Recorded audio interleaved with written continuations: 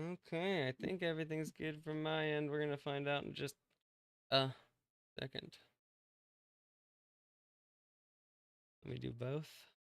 Yeah.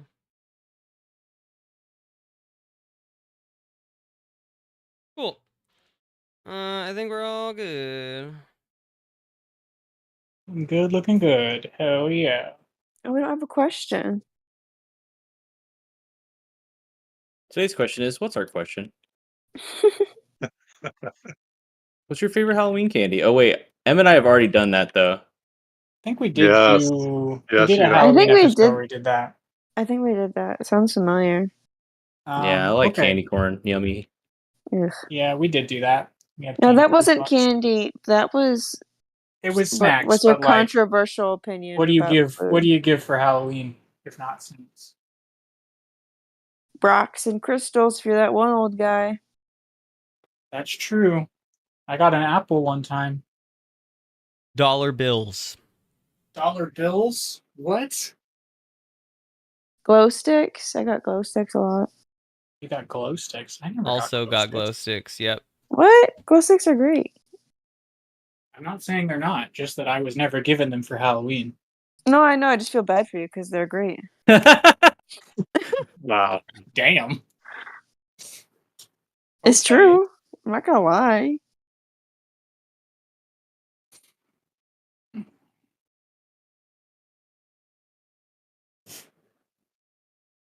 Well, as far as questions go, I am kind of into like strangest thing you've been given for Halloween.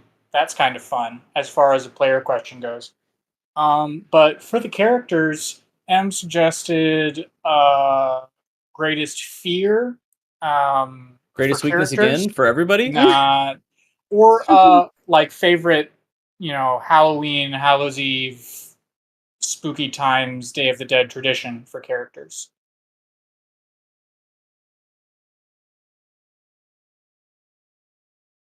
Yep. Oh, That man. is true. Wasn't given enough time to think these through. That's a good question, though. I like that one. That's almost like it's an improv situation. My improv skills. Halloween no. traditions, Mike. That was the one that jumped for you. Yeah, for the characters for Hallows Eve traditions, I love it. Does Halloween exist in this universe? Does now. Yeah, it just Sure. became canon. Yeah, go for it. All right. Sure, Something yeah, happens go at for the it. end of October. You mean Whatever this month Blimplethorpe? is. No, I don't, because that's a day of the week. Oh, you caught me. You got. You think I haven't listened to that episode 700 times? It's a good one. What day is the weekend? Before. Wait, sorry, Grace. What was that? It's what? Did I say it wrong? I don't know. You mumbled it. I was just asking you to repeat it. Yeah, because you mumbled it. I think it's. Is it Blimblethorpe? Is that how you say it? Yeah. It is. Okay, I just was curious. Blimblethorpe and Frindlehop. Oh, man. That would be your nearing the end of the weekdays. I think we set up. Okay, but so Halloween does exist now, I guess, because we're making it exist at this point. Sure. It's got nothing to do with the story I'm about to tell, but we can definitely do spooky time traditions for characters. Perhaps it will be relevant someday. Someday I can just be like, it's Halloween. Break out your whatever insert prompts here, whatever you guys say. Mm-hmm.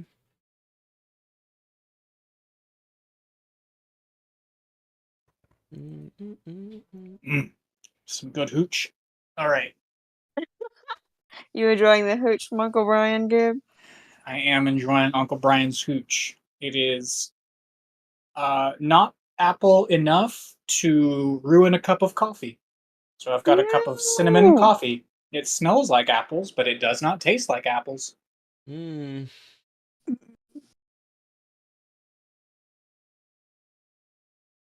Cinnamon apple coffee, yum. Yeah, our uncle did a stint of making flavored hooch, either with like Everclear or with something else. Yeah, I Um, think it's Everclear. But this yeah, is apple pie flavored technically. yeah, apple cinnamon, and it's tasty. Way stronger than the last jar he gave me, but Oh, that's but the okay. last jar was so strong. Well, the last jar he gave you was so strong. The jar he gave me was fine. I could shoot that. I would not enjoy shooting this jar. Yeah. Okay, so our question is for players, weirdest thing you got trick or treating. Characters, Halloween, Hallows Eve, spooky traditions. Correct? Sounds right. Sounds right. Sweet. Oh, sounds good. All right. One more sip of the coffee, and then let's do this.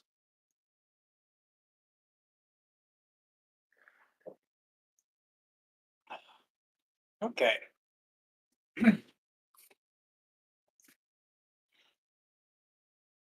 Hey, everybody, and welcome to Dungeons, Drive-Ins, and Dice, a live play podcast.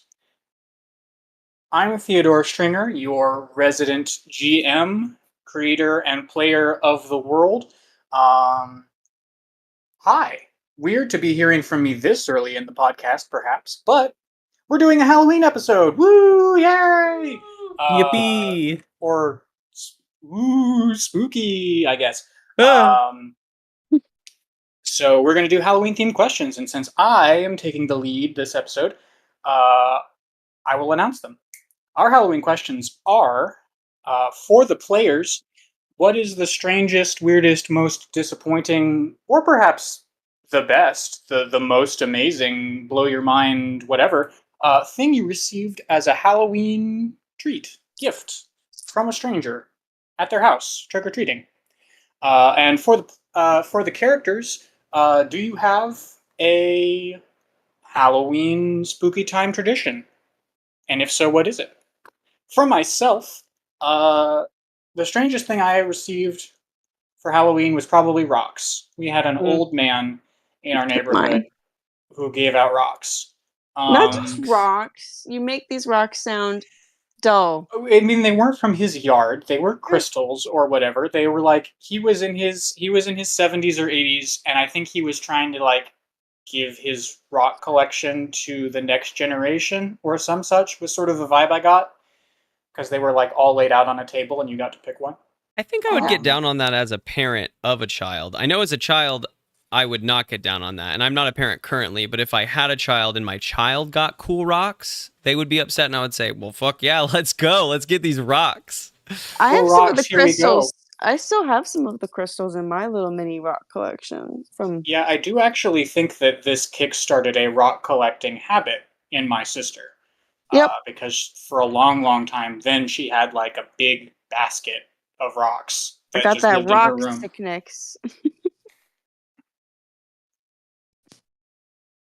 As far as Halloween traditions, we're going to circle back to me to like bring us back into the episode, which gives me time to think of the Decrum Halloween tradition.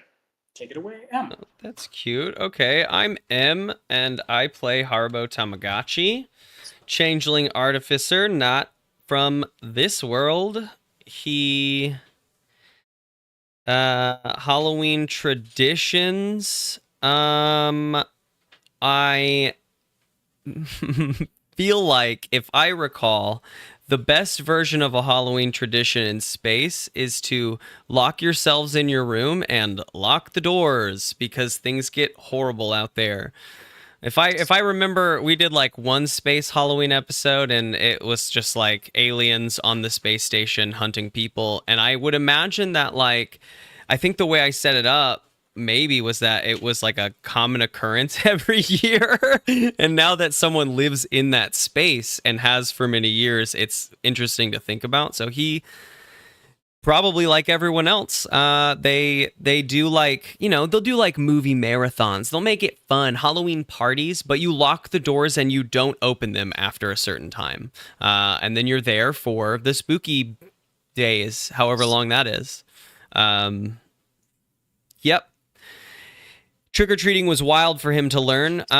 Me, I was just talking to Kenna about this as we were walking through the neighborhood today. The thing I miss most is like not necessarily the trick-or-treating, but like when I was back in Texas, all of the like houses in the neighborhoods would do like haunted houses in their backyards. Like it wouldn't just be like knock on the front door. It would be like people would try to outdo each other with how much and how big they could go. My best friend's family actually was one to do it in like when I was younger, like a straight up haunted house that you'd have to like go through stuff and like a big old tent that they set up in the beginning to get into the garage to get your candy. And so like it was like I miss that, right? Like I don't know about things. I don't remember the stuff. It's all candy and like with that they would hand out like rather than glow sticks, you know those like you hold the handle and there's all those like whiskers that come off that light up and shit. Yep. Like fiber, like that. I feel like those got handed out a lot when we were going through those haunted houses. You like wave them around and whatever. I remember people literally jumping off roofs to scare you. Like that was, yeah, them's my favorite kind of Halloween trick-or-treating experiences that I miss. Hi, my name is Lawrence, and I don't have anything anywhere close to that, but I do play the spooky gelatinous bard Sparkleoneous. And as far as Sparkleoneous' favorite traditions, Sparkleoneous' mom could tell a mean, scary story. So scary that after Sparkleoneous' probably third birthday, like whenever he could start understanding how truly terrifying these stories were, his dad had to tell her that got to find some new material. These aren't acceptable anymore now that he can understand what words are. As far as wild experiences that I've had trick-or-treating, I think it's like one of the only memories I have of being this young, like maybe four or five. I was trick-or-treating with my mom, and we had this guy who he ran out of candy like right before I got there, and he reached into his wallet and said, "I don't know, this is all I have," and he gave me $20, which as a child is like an infinite amount of money. You struck it rich. For real though, I was like, "Holy cow!" At that point in time, $20. that's like 3 bags of candy you could just go buy. I could buy so many Yu-Gi-Oh cards with this. Right, None of that them will be turns into good, product, not even but that's like so many Yu-Gi-Oh cards. Yeah, Yu-Gi-Oh cards. There you go. I'm gonna be the master of games. Not only did I get Master of $20, but I games, also 3 whole got of cards. Exodia. No, I didn't get anything that cool. Best Hi. Yu-Gi-Oh card I ever opened, Buster Blader. Back to the Classic. intros. It's a classic. Hi. Hi. My name is Grace Stringer, and I play our deaf bard, Margery Ridgeback. I like how many classes you've not a said for bard. yourself. I'm a I like cleric. truly. I think it's up to 3 or 4 now, and I'm really I don't into know it. what I am. You're I feel like pretending I to should be a start by bard, but you're not. I Not am. this episode. You're not pretending to be a bard. I'm pretending lost to be a bard undercover. I'm so lost who I hard that am. you've lost the cover. That's because I'm looking at my squeeze horn on my items, and I was like, "Oh, I'm playing this stupid thing."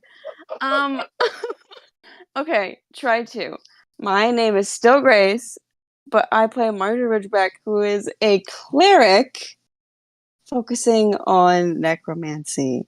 Whew, that's my major. I'm minoring in business. In debauchery. And My minor is godliness, and my major is death. yes.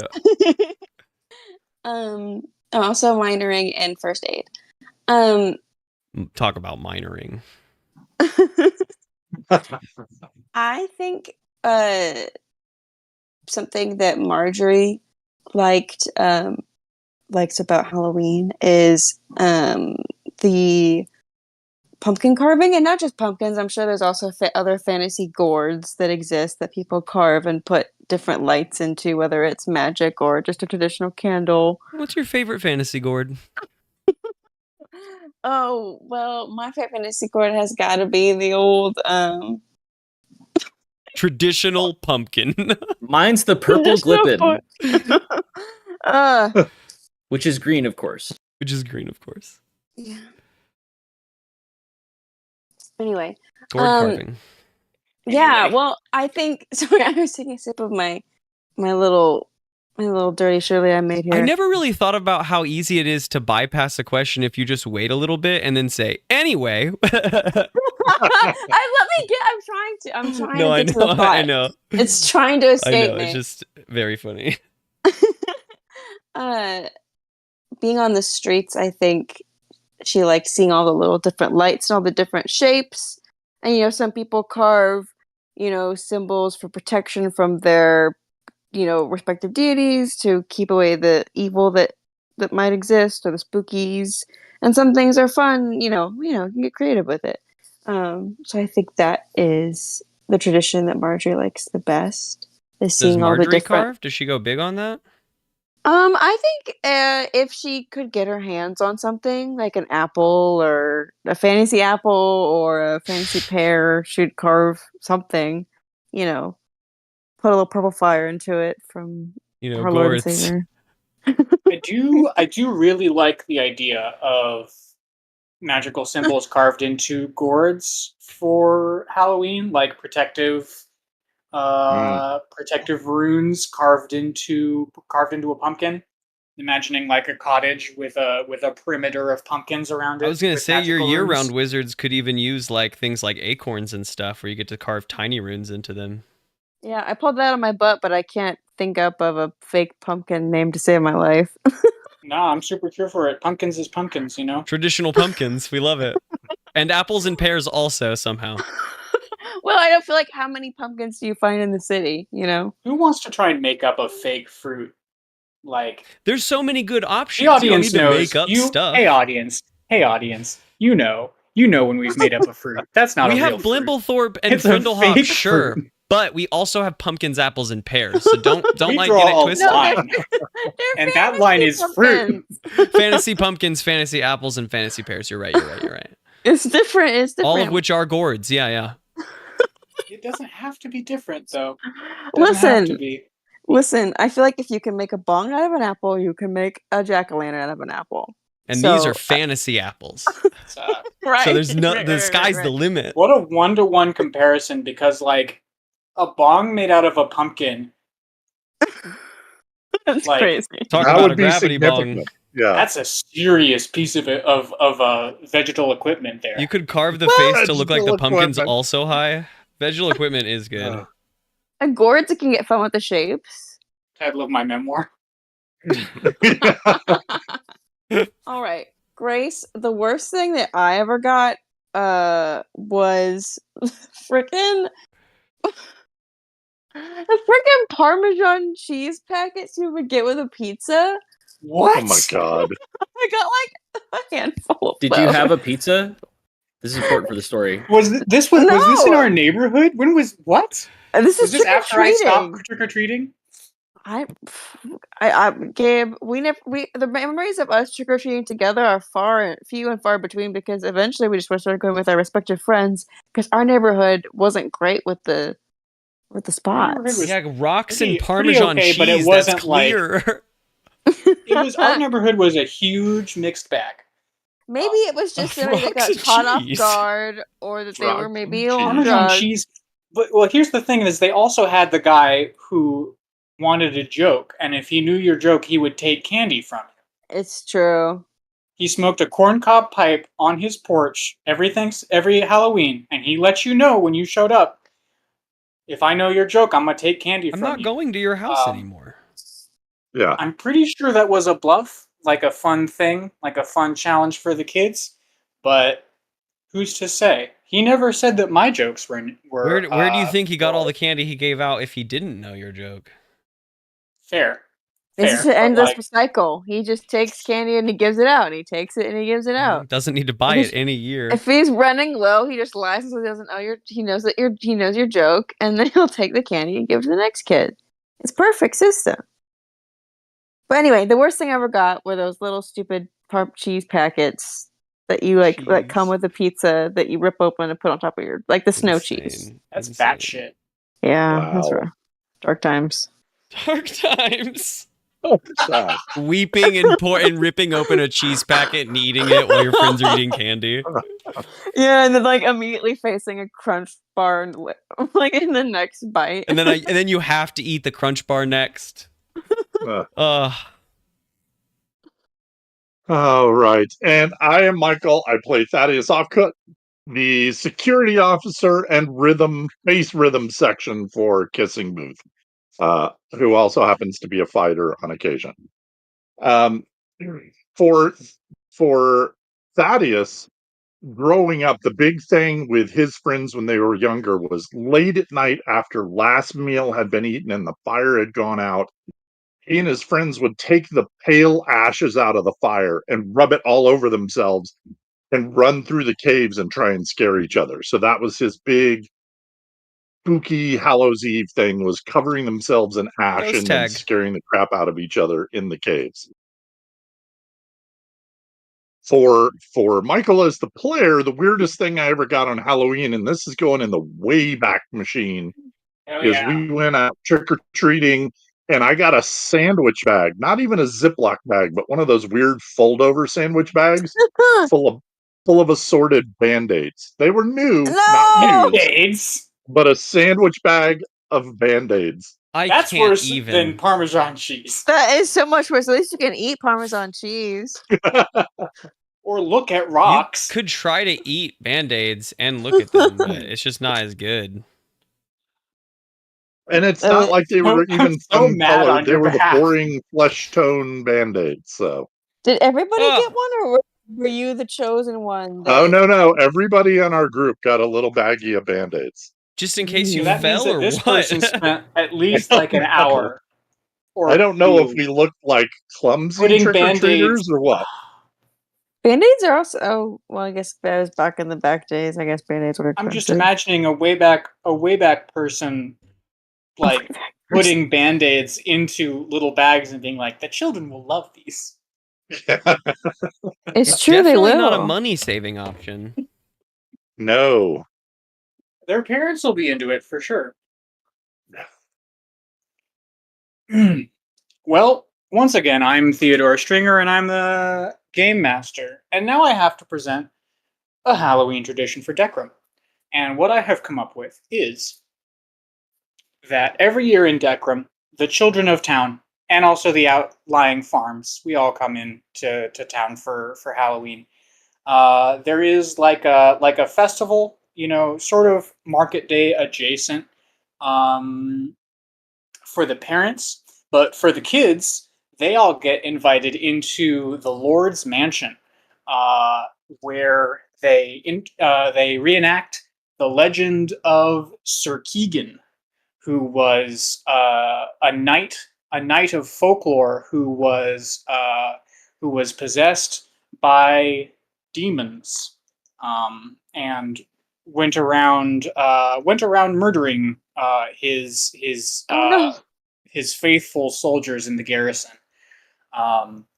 So when they reenact it, the Lord plays Sir Keegan. He wears a fun hat and carries a wooden sword and chases the kids around the manor. Spooky. Yeah, Does he set it up like haunted houses and have his workers make them work it? it varies from lord to lord, but Lord Thorn definitely he definitely employs his staff to assist with this. He gets them little horns, and they can be demons. Do they decorate? Probably not. Maybe they string some stuff up. I think it's sort of up to the staff how much they want to decorate. Lord Thorn, in his heart of hearts, doesn't super care. It's fun to chase the kids and do the thing, but like the decorations or whatever.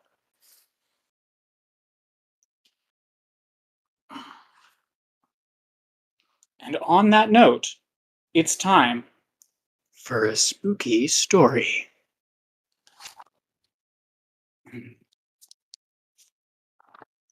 we find our party at a campsite somewhere between Dekram and the mountain full of goblins. You guys have set up camp. You guys are bedding down for the evening. A brief moment, perhaps, if you guys have anything to say to each other before crashing, or anything you guys want to do before passing out. Oh, I'm kind of tired. I think I'm going to hit the hay pretty early tonight. I sure hope nothing spooky happens to us. Well, I'm sure if we leave Gib on watch, that nothing could go wrong this very evening, Haribo says as he tramples off to his single-person tent. Yeah. I'll keep watch. I'm gonna get up in this tree. Yes. I'll get up in the tree and I'm gonna watch. You guys sleep tight. Don't worry. Gibbs gotcha. I mean, how can I argue with that? Thaddeus is gonna lay out his bedroll, do his nightly routines, and crash under the watchful eye of Gib. Marjorie's gonna lean against the tree and be carving a little tiny little lantern with an acorn and a little knife before. Just keeping an eye on seeing how Gib does on watch. You said First you're of all- carving an acorn? A fantasy acorn. They're very large. Okay. Yeah. Obviously, fantasy very acorns are large- larger. You mean a size. crombo? Yeah, absolutely, a crombo. Yeah, crombo. My bad. We know them as fantasy acorns. And a where I'm fantasy from, crombo at so- that. No fantasy crombos. Only real crombos on this podcast. Okay. What are you carving out of this crombo? I think I'm just carving a little face. I'm carving two big eyes. Crombo face. Crombo face. The very think of, traditional crombo face. yeah, of course. It's starting to look suspiciously like Lord Thorn. This makes Margery kind of snicker to herself very quietly. It's all on the brows. All right.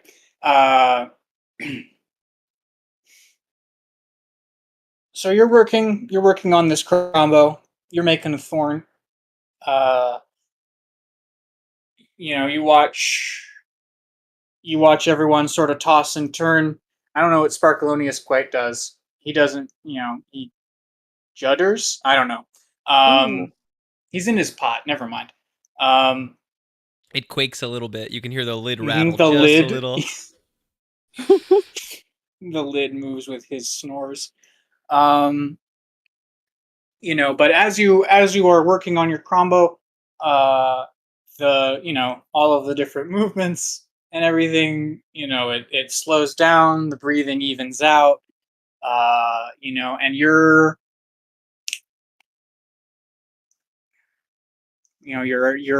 strokes at the crombo begin to slow and your eyelids begin to droop. Gib is doing a great job. He, when you look up at him, he is keeping a vigilant lookout.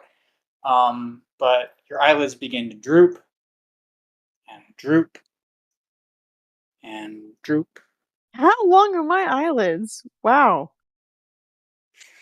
So Thaddeus keeps his height in his nipples, as we've talked about. You keep all your height in your eyelids. What a unique looking group of people. That's why we were really put together, so we could get all of them out of town at once. Strokes at the Crombo is probably my new favorite band name. It has to be a spooky name for the episode. The episode spooky name cannot be Strokes at the Crombo. Aren't you a little scared though when you hear it? Aren't you a little scared? Can I try it a different I'm way? here also for episode Strokes spooky. at the Crombo. I'm here for episode spooky name. It's pretty good. It's pretty as far good. as it goes. Anyways, Okay, sorry. After the mile-long eyelid droop. After a half hour of your high eyelids just Oh. slowly coming down over your eyes, I'm you regain already awareness.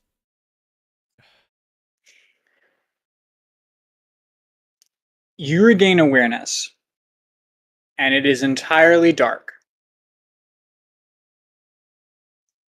And you feel walls all around you, like up against you. You are entirely contained.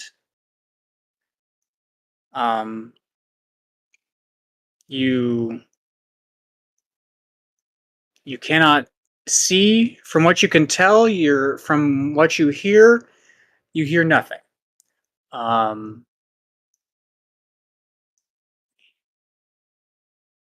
Yeah. So am I in a box? So there's a It lid. seems like you're in a box. Okay. I'm gonna try and press up on the top or like above my head. Does it give Okay. way? You press on the top, and it does. It immediately gives way. What do you press with? Are you just like trying to stand up? Are you using I your think limbs? I'm doing my fingertips. So that's what I'm doing. I'm doing fingertips to like do a testing. Does it give? And when I feel that it will give, I'm gonna do a little peer, a little peek. Just my eyebrow, just like my eyes above the crocodile in the water. You know what I'm saying? Yeah, no, for sure, for sure. You reach up and you immediately. I mean, you felt it on the top of your noggin there, that there was something above you, and so you reach up and you feel it immediately, and you begin pressing on it. And as you press on it, you feel something a little bit strange because you're not like. From what you can tell from your bodily feeling, you're not exactly pressing on it with your fingertips. You're pressing on it with like your shoulder somehow. Even though you tried to move your fingertips, it was your like it feels to you like your shoulder is the thing pressing. And when you press, the lid immediately gives way. And so you peek. You peek just a little bit. And you peek out, and you're in a like a concert hall. I don't know if Margery has ever seen a concert hall before, but this one's got like 800 seats. It's a medium large size concert hall. Maybe just regular medium. Anyways, you're in a concert hall, you're peeking, and the concert hall is entirely empty. And I'm on the stage. You sure are. You sure The- are. Just my box. Just me in my box. You and your box. Though as you now look down at your box, it's not a box. It's a metal stew pot. Oh, ew, am I sitting in Sparkleoneous? I wouldn't say sitting in. Oh, is he in there? Oh my god. Thaddeus. I cannot. No, Am I sitting in Sparkleoneous, you said? Oh no. We switched. Thaddeus, you Yes. are in a bizarre hallway. It's entirely made of metal. Ooh. Metal panels line the floor, ceiling, and walls. At the end of the hallway that you are in, This is insane. It literally is triggering in me now. What the fuck? This is awesome. I'm so pumped. Oh my god. hell yeah, you've realized what I'm up to. I have. Anyways, you're in this hallway. And at the end of the hallway is a window. At the other end of the hallway is a door.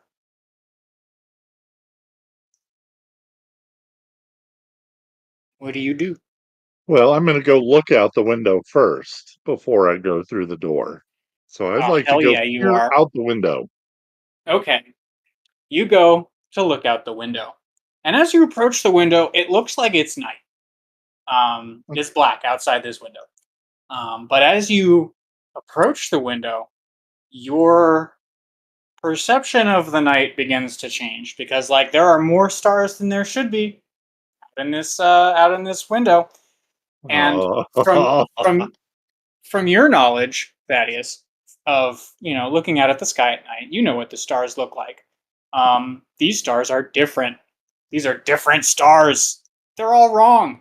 And as you get right up to the window and look down, you are stupefied because, like, Thaddeus has no idea what to make of any of this, to see an entire planet below you.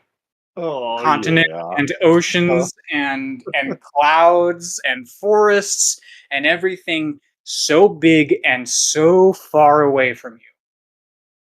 He pisses my overalls. Wait. Make a perception check, Thaddeus. Oh boy. Also, anyone right. can interrupt me to make checks at any time. I appreciate prompts to. I don't know my world yet. No, I know. Your time is coming. I rolled, let's see, 12. And let me look at my pluses. Although I think they're my pluses.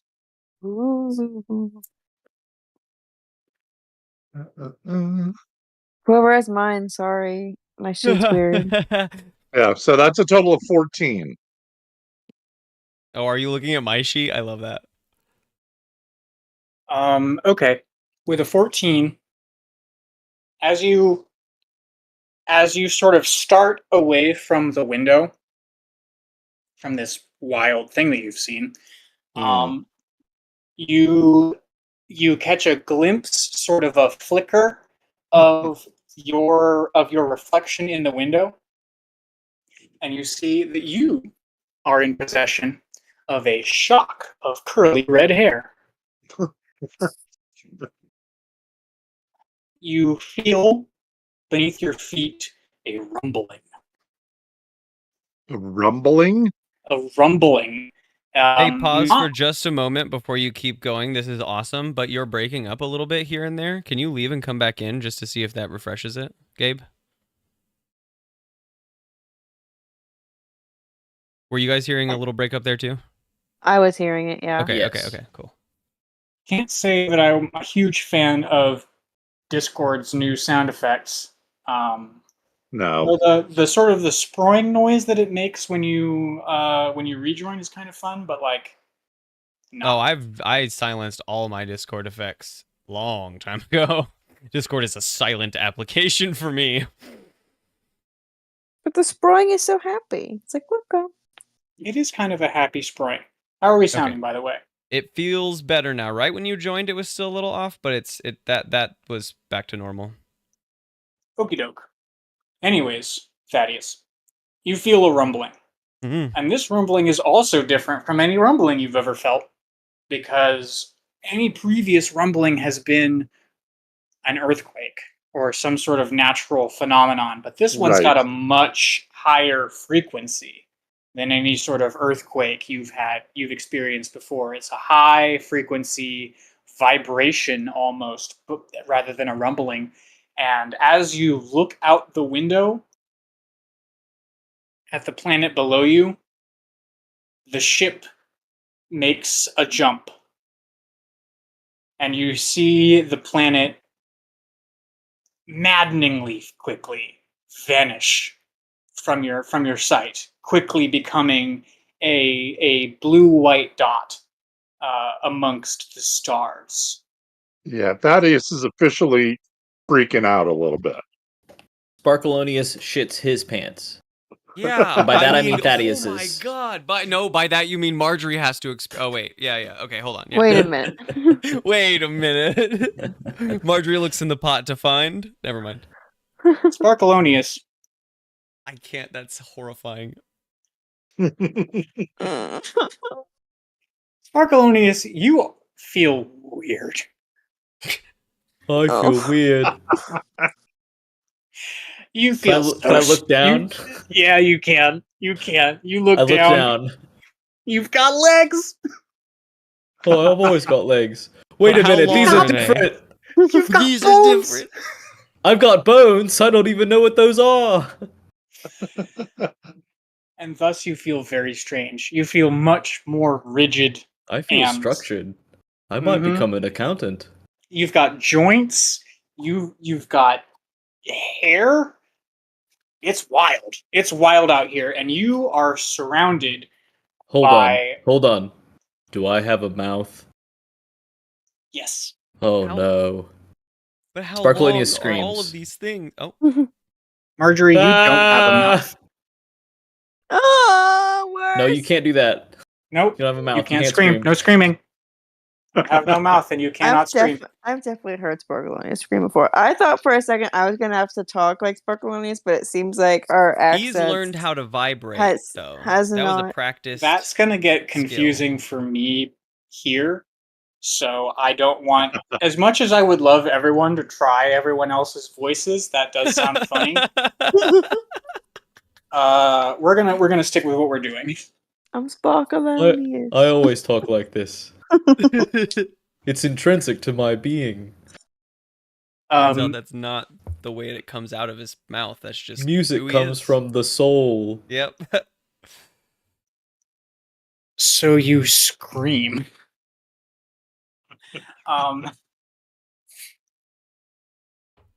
And This is hold on, really quick, hold on. Give me 1 second, it's coming to me. This is a fricked up Frindlethorpe type situation. Nice. I like that. That's funny. Nice. Freaky Frindlethorpe. This is a freaky, bump. I can't find a B one for Brindlethorpe. Brindlehop. Freaky Frindlehop is pretty good. I like, Fricky Frindlehop. Yeah. Anyway, so I'm screaming. Yeah, you scream, and a gruff voice to your right says, "Save that for the battlefield, soldier."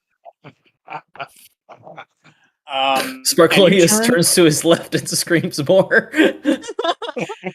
You receive a sharp cuff to your midriff because the oh no, because I've got the- a midriff now. Yep, rib bones and everything. Because how do you people live like this? the one cuffing you is fairly short. I think a good 1.5 feet shorter than you are, so he cannot reach that high. But you turn, maybe, hopefully, you turn towards this this person, maybe. Sure. Sure. I turn and look at him and I'm screaming.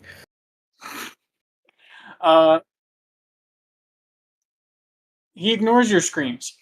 I It stop. is a dwarf of indeterminate age, middle-aged, but like beyond that, who's to say? Black hair, big beard. As you turn towards him, continuing to scream, he shoves a battle axe into your arms and he says, "Take this." Oh, a snack. Thank you. This handle made of wood?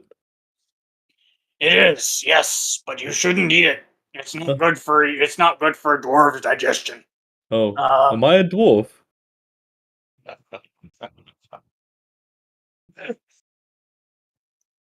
I don't know how to answer that. What do I look like? Describe me to me.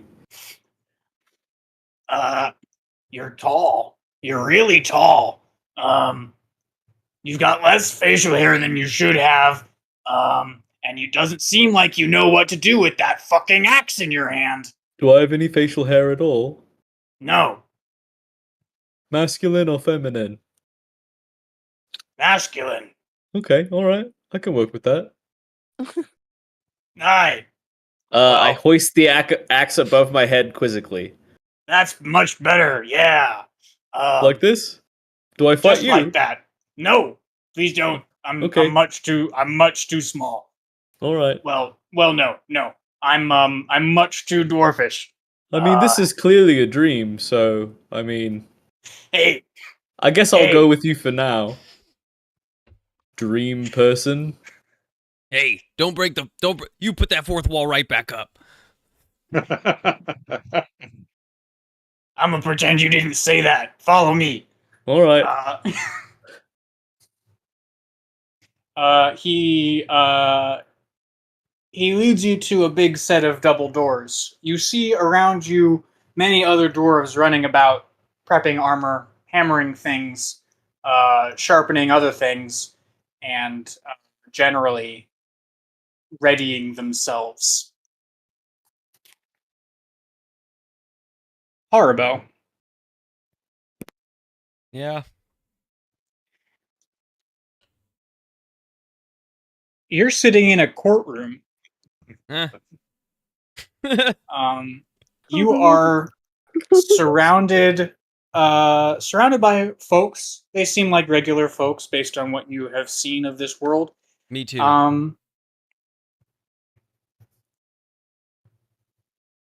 And as you look around at all these different folks, a gavel clangs, and your attention is diverted immediately to the front of the room. Have I made myself look like a regular person? I know the answer to this, obviously. Have I made myself look like a regular person so I can hide amongst this crowd? I ask, hopefully. You attempt to change your form, and nothing happens. Yeah. What form but am when I you in? do it, you are in the form of a 10-year-old girl wearing a black and white checkered dress. As you look down on at yourself, though, something strange happens. A glowing rune appears on your upper right thigh. It glows brightly blue for a second, and then disappears. Cover it up with my dress, I guess. It's on top of your dress. Oh well. Look, I don't know what that was. Gavel, gavel, gavel. The judge's gavel goes down. Clang, clang. order in the court. Bring in the convict. Can we please stick with gavel making the sound gavel? I love that Gavel, so gavel. much. Gavel, gavel, gavel. Gavel, gavel. That's a Pokemon. It is almost. And an elderly, or at least close to elderly, man is led into the room. He is mostly bald. He's got like a monk's fringe of hair around his scalp, and he wears circular bottle cap glasses. Do I recognize him? Tricky. I think you have to. I think you. No. You know what? No. Nope. No.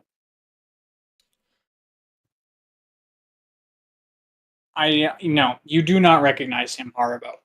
Am I just like sitting in this floor? Am I in cuffs? Like what's like my Nope. position? You're in like a pew basically. Okay. You're like seated in the courtroom. Oh, sick. Okay. Oh, then I watch. Yeah, no. This dude's got hand and foot shackles. And he is let out, and the judge says, for your crimes of the poisoning of 13 people, you are hereby sentenced to the rest of your life in jail, with the possibility of parole if you check the rule books for how that works. Gavel, gavel. Oh wait, he never said the name. I don't have a great way of redoing that, so If you just say it now, I'll just jam it in there. Carmine Ridgeback, you are hereby sentenced to life in prison for the poisoning of 13 innocent folks. Gavel, gavel. Wow, I leaned to the person next to me. Strict court. There wasn't even a fuck. What do you call them? You call there wasn't even a debate. Nope. trial? Leave all not this even process. not even a trial. Straight to sentencing. The person leans back in and says, "Yeah, this is a sentencing hearing." That makes a lot more sense. I wouldn't expect you to understand that. You're 10. I don't appreciate that.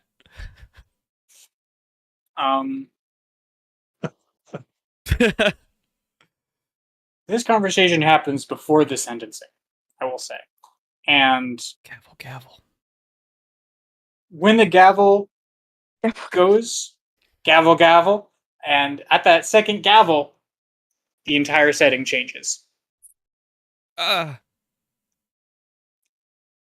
Suddenly, you are in the woods.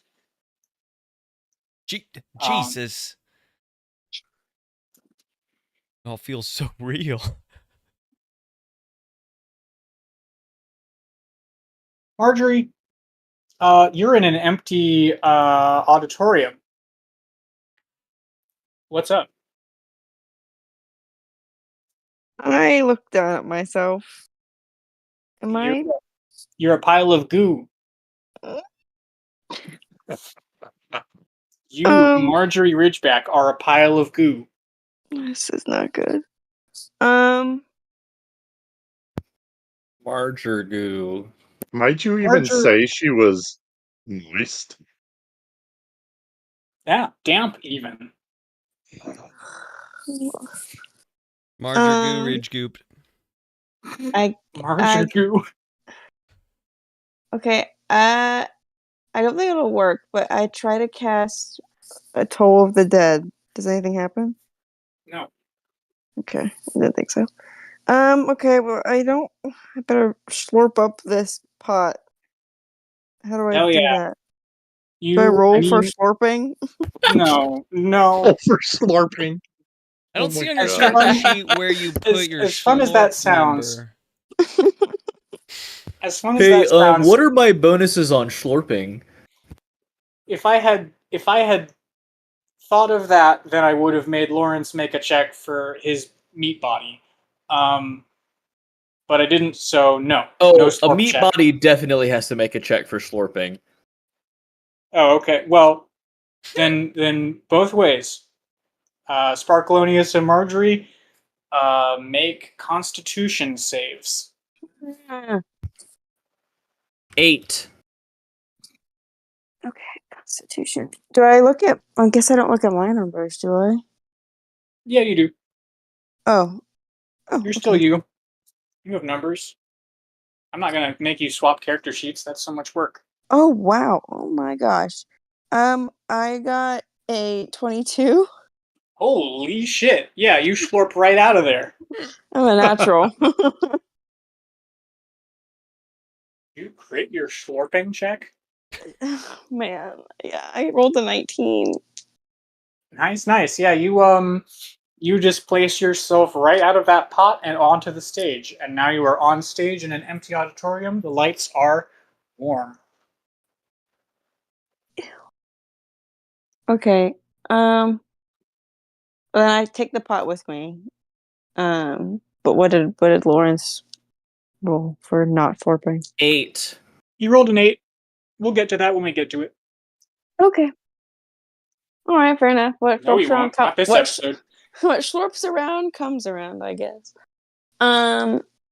Then so I'm on the stage. Is there like a backstage door? Yes. Yeah. You check around. There is a stage exit. And I'm gonna go over there. So I'm gonna ride that 22 and figure out how to freaking move. And I'm gonna peer. Oh, I don't have eyes. No, I mean now that you're out of the pot, you can see. You've seen this whole auditorium. No, I know, but I'm like looking around the Yeah, corner. no but eyes, I'm just perception. Yep, you're feeling it more than seeing it. okay, so I feel around the corner. And there's like, do I hear any voices or anyone coming? No voices, complete silence. Okay. Do you interact with the door? Yeah. Do I just have yeah. to roll a new number or? Nope. You Okay. open the door.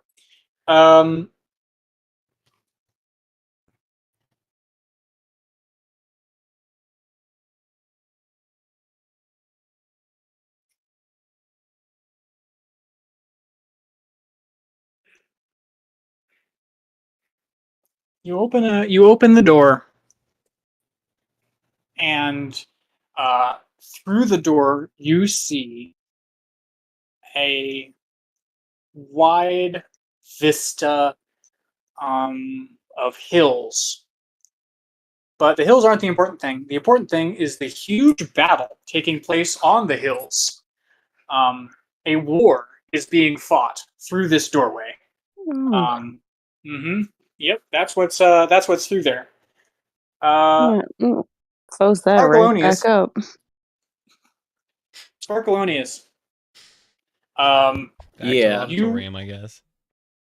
With a towering 8, you awkwardly totter your way. I don't think Yeah, I walk like a that you have toddler. knees. I don't All have straight knees. legs. Oh yeah. Not I that you walk know like of. Cotton from the King of the Hill. Yeah, you're like He the Tin walks like he doesn't Woodsman. have knees. Yeah. Waddle. Yeah, he waddles. That's absolutely right.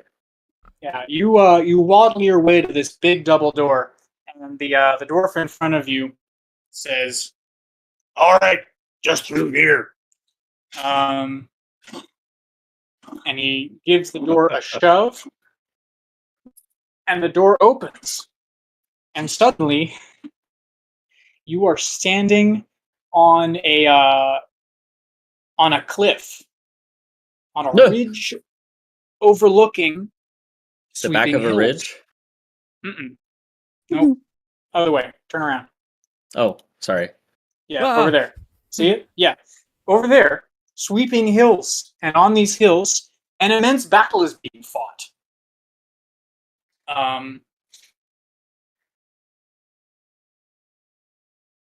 You are standing on this ridge next to two people. One is a powerful-looking elven fighter of some sort. She doesn't acknowledge you, and you do not recognize her. On your other side, you do recognize the face of a younger Lord Thorn. He stands with sword held aloft, urging the soldiers on into battle. Oh, I know that guy. And I know you, Thaddeus. Oh, my name's Sparkleoneous. Oh. Yeah, I'm here to fight for you, Lord. Are you ready for battle? I was born ready for battle, and you're Don't not I know fighting. it? You're not fighting for me. You're fighting beside me. Well, I mean, I'm not fighting against you. I guess unless we get like dramatically pushed against each other, that would be all right. Yeah, I'm fighting next to you. I'm ready. And as you say that, suddenly you are in the midst of battle. Roll a melee attack. All right. Oh boy. Strength check. All right, here we go. And I'm two-handing it. Use your action surge. Use your action surge. I got a 14. Hey, a 14 is not bad. This is a pretty normal roll. Yeah. That's your roll, He's got right? that toddler Did you strength. add strength stuff from Thaddeus? No, I'm no me. Thaddeus stuff. It's I'm me. Sparkleoneous. Oh. Just Sparkleoneous stuff. No swapping of As character usual. sheets. Oh. Yeah, you are in the thick of battle, and a hobgoblin runs up on you. And as you he doesn't exactly run up on you. He is not even focused on you. He is trying to attack Lord Thorn, who is shoulder to shoulder with you in combat with another hobgoblin. And you step in and meet his charge with your battle axe and bury it in him and shove him back. And all around you there is combat and carnage and battlefield and everything. How do you feel about that, Sparkleoneous? Bad. I need to save my boy though. I definitely know that. I'm shoulder to shoulder with Ungar. Hell yeah. And I'm like tottering around, so like I am leaning against him, like probably more than he would like. But I am doing that. What a sight. It is. It was definitely cooler when you did it. Let's just put it that way. Straight up using him as a crutch. Yeah. Take this.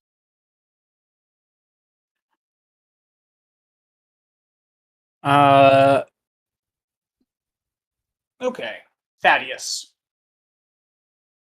Yes. Yes. Horrible things have happened that you've seen horrible things happen. But now the window is dark. Perhaps just a blur of lights outside. You're welcome to stand and be flabbergasted by all of this for as long as you'd like. At the other end of the hallway, though, is a door. Yeah, I think I'm going to have to head towards the door. You head towards the door, and as you approach it, much to your astonishment, it slides open all by itself. You suspect sorcery. Yeah, I would say so. Inside of this doorway is a baffling room. Lights glow from every wall, flickering on and off in rhythmic patterns that defy your comprehension. Different Definitely apparatus are set up, perhaps for experiments of some sort. It's difficult for you to make heads or tails of what is going on in the periphery of this room. However, your attention is drawn to a plinth in the center of the room. And sitting on that plinth is a belt. A familiar-looking belt. Well, I would be drawn to the familiarity of that belt, if nothing else. We all are. We all are. We all are. And as we all draw around this belt, you recognize it. It's obviously Haribo's weird belt. I don't know. You don't know what it's doing here on this plinth, but you know those lights. You know that sequence of buttons. Haribo presses that button to make his weird synth noises. Yes. I can make music. And that's it. That's all it Do you? does. It's his time to shine. You gonna press Do the you button? is a great question. First, I would reach out with anticipation to grab it, which might be when I might notice those aren't my hands. Yeah, those aren't your hands, are they? They are soft. Soft and uncalloused. Savage. Oh, they're engineers' Ugh. hands. They might have like burn marks and scars and shit. No, Sorry, Haribo. Yeah, okay. There's a God said couple they're little soft. burns and stuff, You but know. the palms are not calloused. No, not a working man's palm for sure. This will never do. Yeah, no. This is Starts this is rubbing them on the bizarre. ground.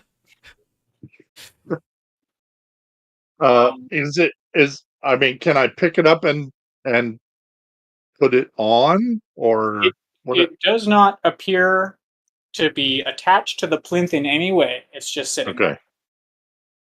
Well, then I'm gonna grab it and attempt to equip it, buckle it. I don't know what the proper term is for magical. Doff? Oh, it Don. just sort of Don, comes yes. apart in Don. the back, and then when you place the ends together, they just sort of fuse back together. It's Okay. a wonderful feeling. If I recall seeing Haribo do that, that would be the motion I would attempt to emulate. Okay. You pick up the belt and you take it and press it to your waist and start to try and cinch it behind you. And just as you hear the belt click, you see the space in front of you, just above this plinth, you see it ripple. Oh, now what have I done? I don't recall pressing any buttons yet. And as it ripples and as you hear the click of the belt cinching together, a spark of green lightning, or at least green looking electricity, jumps from the belt to the ripple, which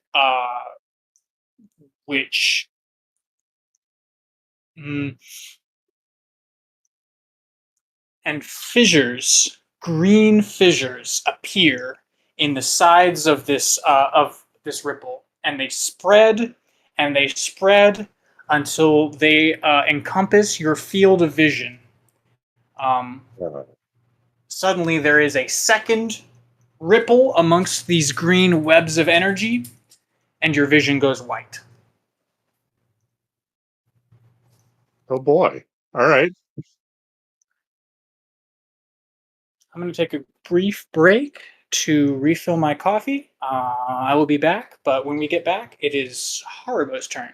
You hear that? You hear that, Mike? You're up again. Oh wait, me. Yeah. Okay. I'm ready. I'm ready to be a 10-year-old girl. You know, Right, there was a moment. Coffee. Yeah, no doubt. I'm gonna refill my water. I'll be right back. Where I was worried, like, oh, I remember there's a lot of like weird between Margery and Haribo, and then he's like, "You're a 10-year-old girl," and I was like, "Couldn't be weird now." You're gonna know me on a different level, I guess. Yeah, I think my weirdest part is that I don't know that I'm you right now. I wouldn't have any clue that I'm you. You know, I'm just a 10-year-old girl in my dream. I'm along for the ride. Who's to say these are dreams? I mean, me. I'm a 10-year-old girl. I have no idea. Could be magic. I just went to sleep. Just saying. That's you even it. believe in magic? It could be. I guess at this point, a number of days ago before we're even more banned people. Like I imagine we don't have Candra yet, even so. Our my I wonder what Boston's dreaming about. journey is less Do complete. you think so Barson far. is Gib?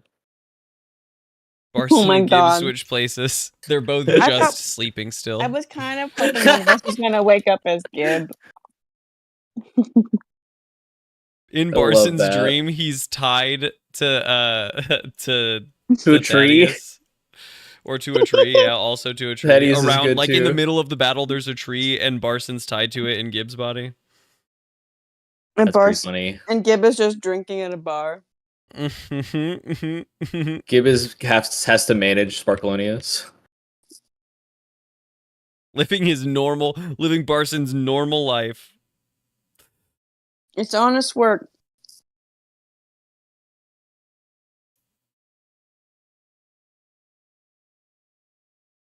I don't think it is all the time. It's probably not.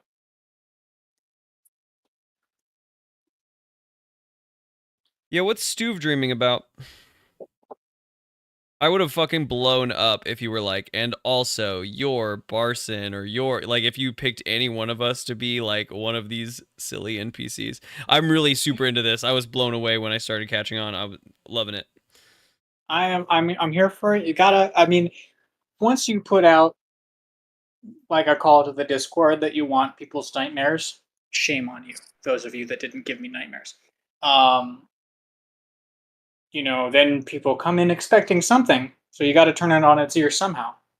Yeah, I mean, that was cool. Well done. Yeah. Bonus thanks to Anaclin, who helped me with figuring out how this all comes together. Yeah, really cool. Really cool.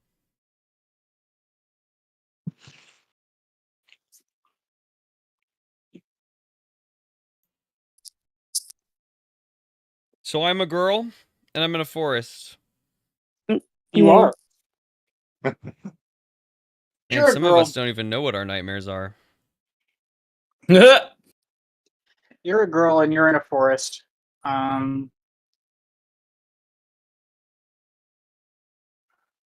I still 10? No. Hmm. No. Now you are perhaps 13.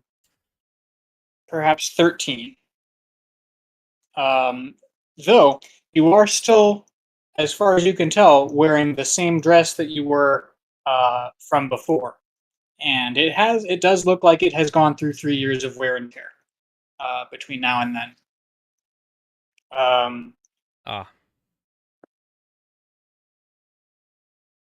Am I just deep in the woods? Is there any? I'm trying to put the scene Okay. in the right way.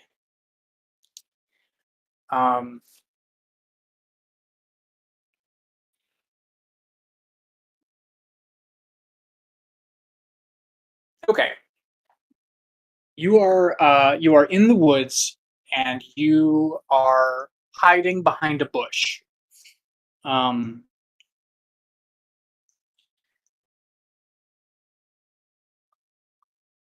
You're not alone, however.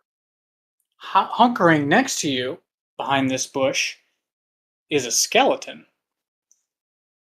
The two of you hunker together and peek Jesus. out.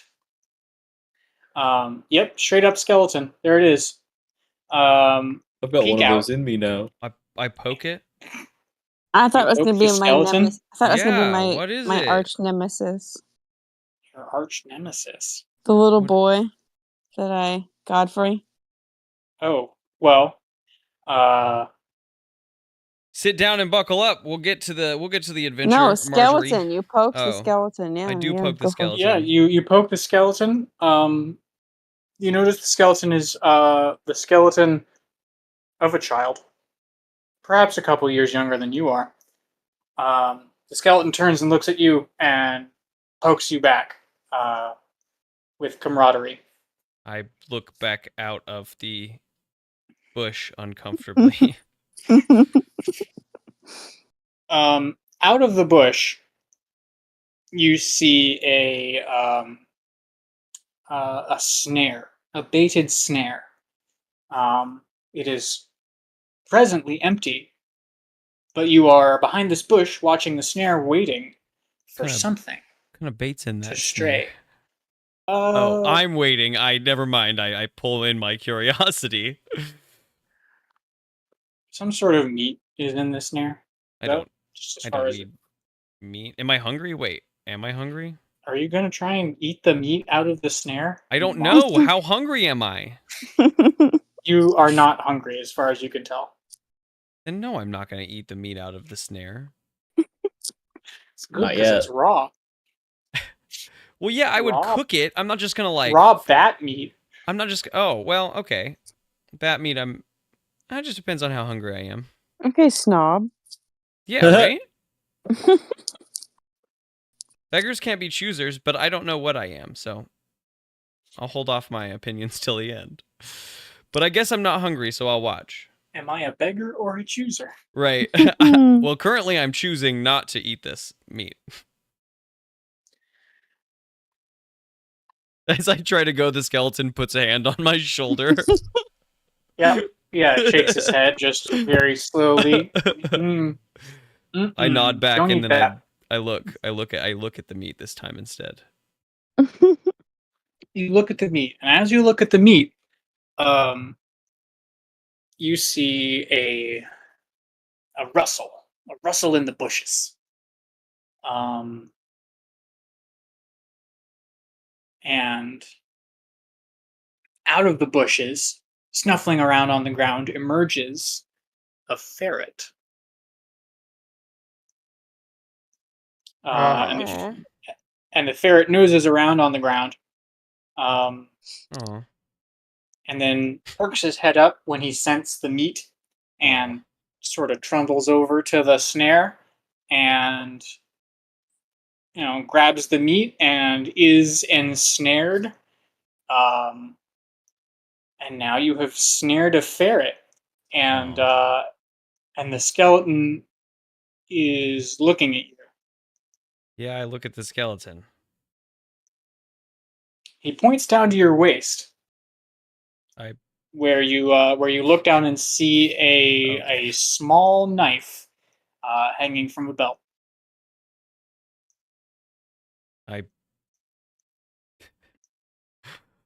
I point down at his waist where he looks down and sees the release key for that snare.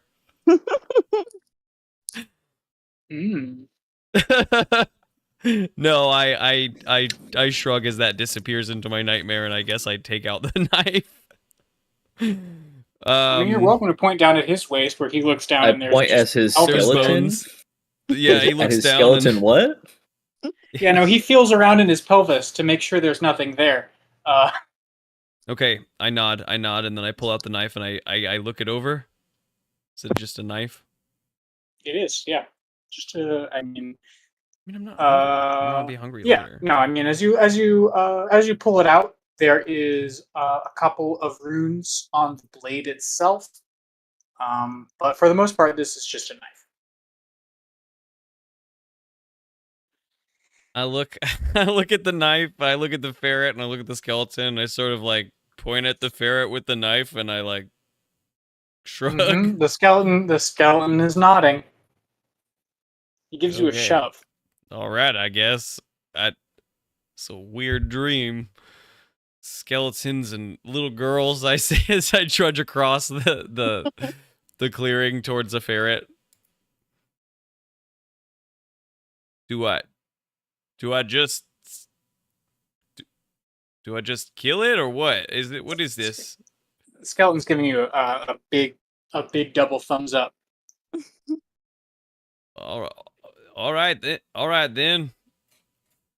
I do. I don't know. Do you want? How much do you want from this? No, I do not. That's about as much as I want from this. And it goes into darkness. You bring down the knife, and all of a sudden you are somewhere else. Not back in my tent, I assume. Nope, you sure aren't back in your tent. You are now holding a very dead ferret in your hands. Whew. Star wipe. Regular Starlight. trauma. Some of us didn't give me nightmares, so I It's had to make them true. up. It's true. This seems accurate. You stand in front of a bonfire holding a dead ferret. I feel sad. Oh man. I don't know. I feel like There it is. All right.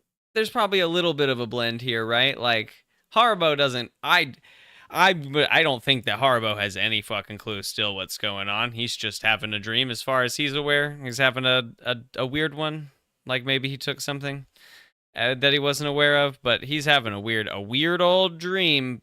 But I'd say he feels sad about this. Like at a minimum, he feels sad. It's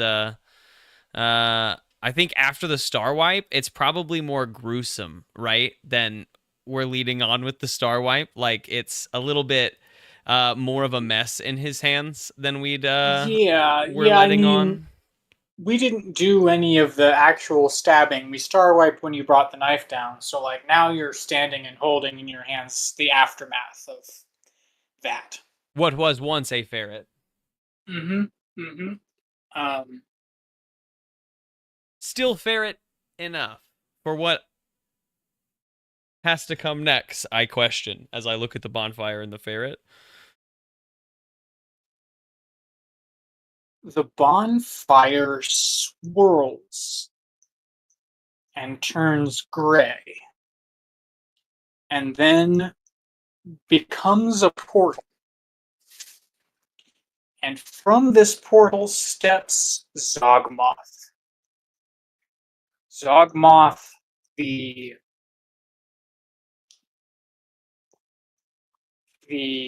mummy-looking lich, who is full of various glass apparatus containing globules of slowly moving magic that are interspersed throughout his various bodily cavities. No, thank you. I'm okay.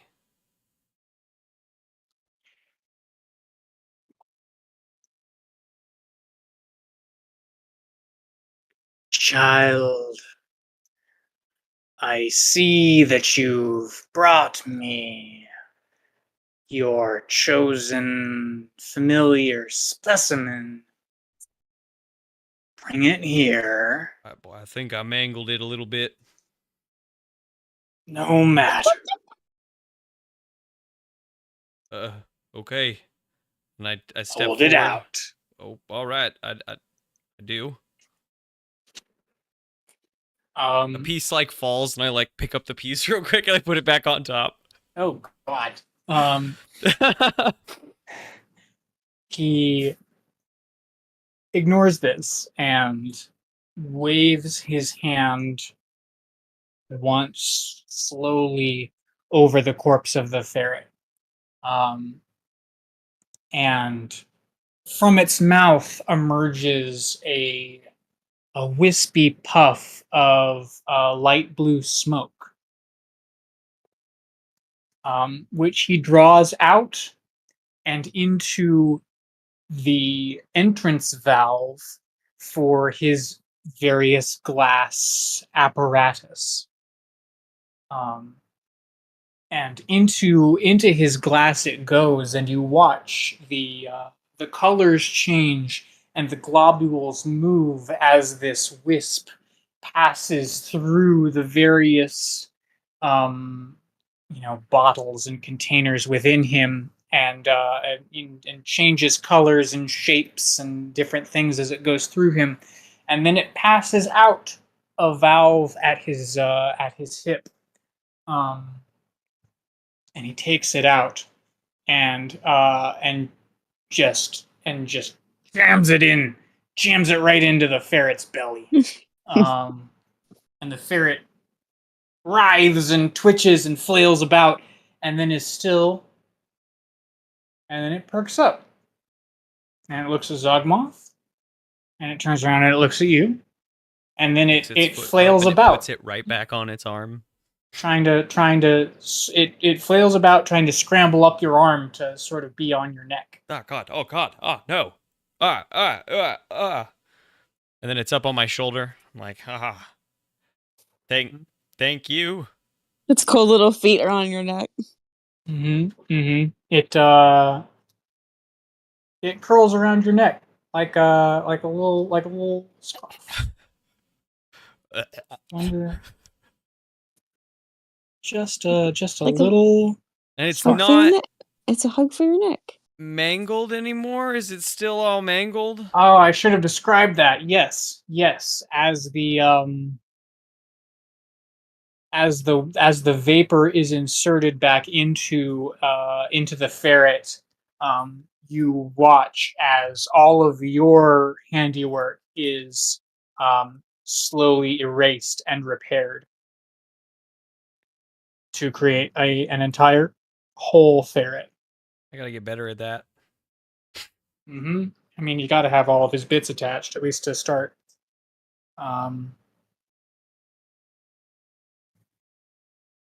Yikes.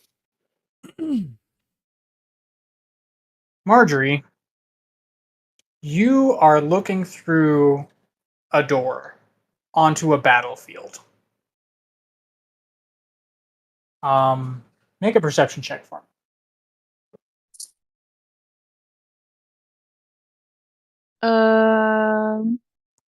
That's a. Oh, it's only a 12.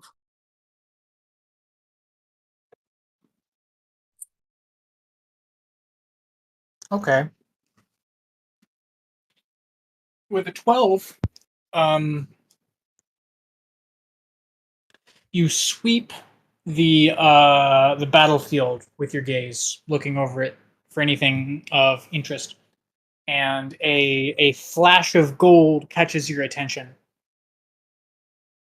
and you see a warrior dressed in golden embossed armor, swinging his great sword back and forth, laying waste to the goblins that surround him, and tottering back to back with him, legs locked in an unnatural, very, very straight, non-fighting position, is another person who looks vaguely familiar to you. There's a young Thaddeus out there. I squint my pebbles to see better. No pebbles for you. I don't have pebbles? No pebbles. Pebbles are a I think canon event. yeah, We are Margery gave pre-canon him here. pebbles so that she didn't have to worry about it anymore. I wasn't I aware guess- his eyes were. I mean, if you wanted to scoop up some whatever from the ground to put into yourself, I guess you could for eyes. Bits of old armor. Couple of screws. Anywho, Yeah. you see young Thaddeus leaning against a warrior dressed in gold, making feeble but somehow effective attempts at warfare. Okay.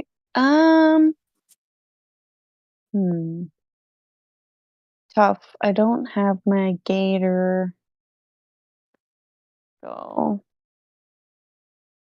I'm just a blob. Do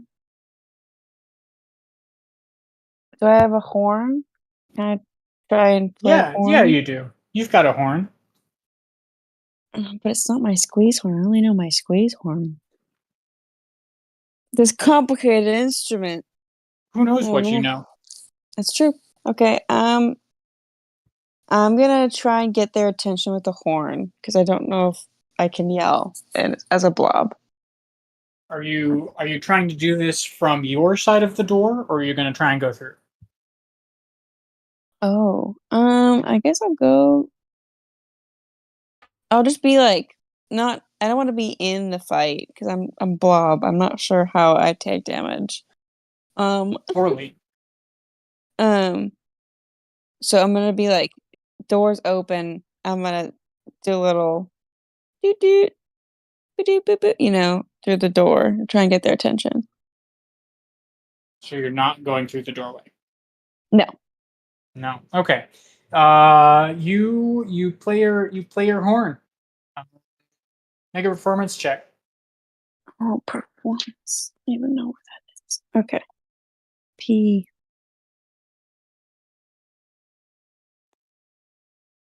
Oh. 13? Okay. You play your horn, and you play it pretty okay. And you would expect that from the playing you're playing, someone would respond or react or whatever. But there is no reaction from the fighters in the doorway. That's just rude. Can I throw something? Yes, sure. What do you want to throw? Just like, so there's no reaction. But I was trying to see if this kind of dream is if he's in his own dream, if our dreams can't interact with each other. I mean, you can see his dream, so they can definitely interact in some way. That's true. Okay, how far away did you say the young Thaddeus is? He's in the shot from the doorway. You can see him. He's probably 50 feet away from where you're at. I don't know. Like, perspective is difficult. You're looking through a doorway at them, so. That's fair. How close is the closest squabble to where I am? 10 feet, I guess. Yeah. Just below the shot that you see, there are dwarves and goblins fighting. Okay, I'm going to put my pot kind of in the front of my body, like a little shield. Okay. And I'm gonna go outside and see if I can get the attention, because I'm a blob orb of young Thaddeus, to see if maybe young Thaddeus recognizes me. Okay. Sparkleoneous, make a perception check. With my new eyeballs, Yeah, with your straight up real deal actual sense organs. These ones got lids too. You gotta blink; they're gonna get dry. 12. Oh, I just blink for the first time. Sweet relief. Oh, that's much better. For like the briefest of seconds, you see in the air your pot for some reason. Hey. Yeah, that's weird. I recognize that. Margery, you are leaning through the doorway to try and get attention, and you fall through. Oh, hits. Mhm. Whoa! And then down on the ground, you are in the midst of battle. I try and slurp up to be small. I'll get stepped on. Okay. Make a dexterity saving throw.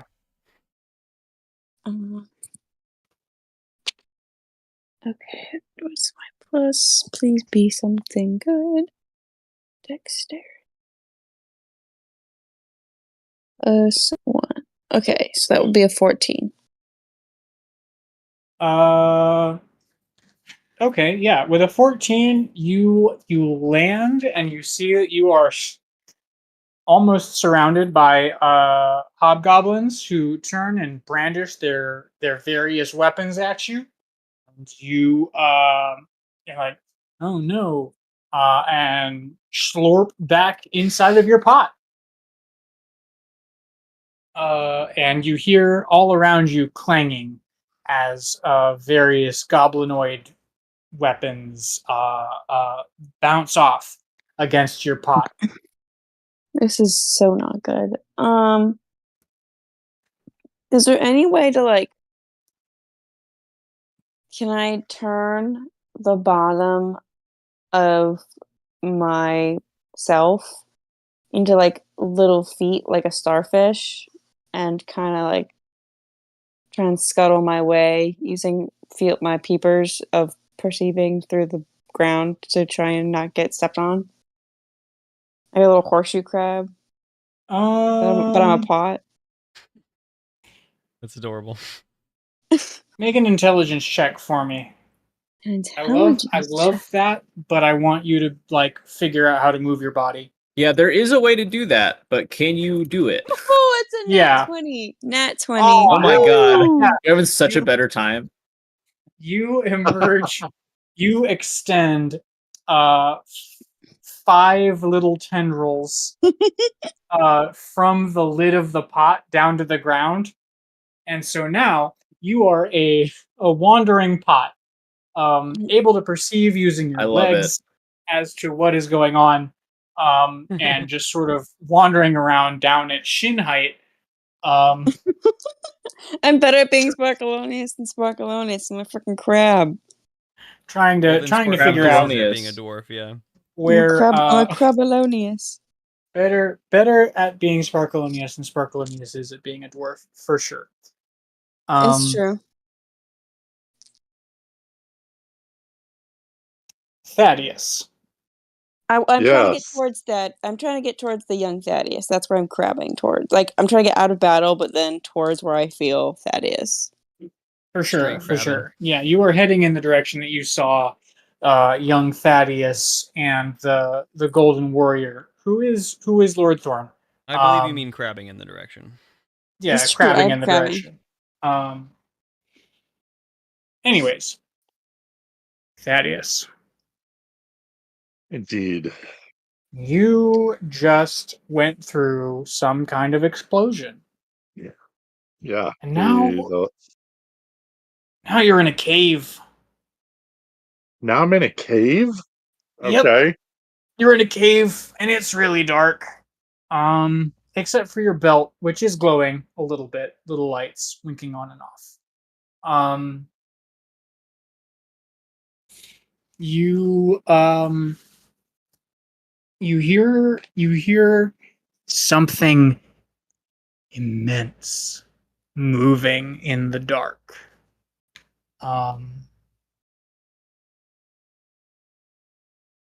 And a voice, a deep rumbling voice, the deepest voice you've ever heard, which is saying something, since this is Thaddeus I'm talking to.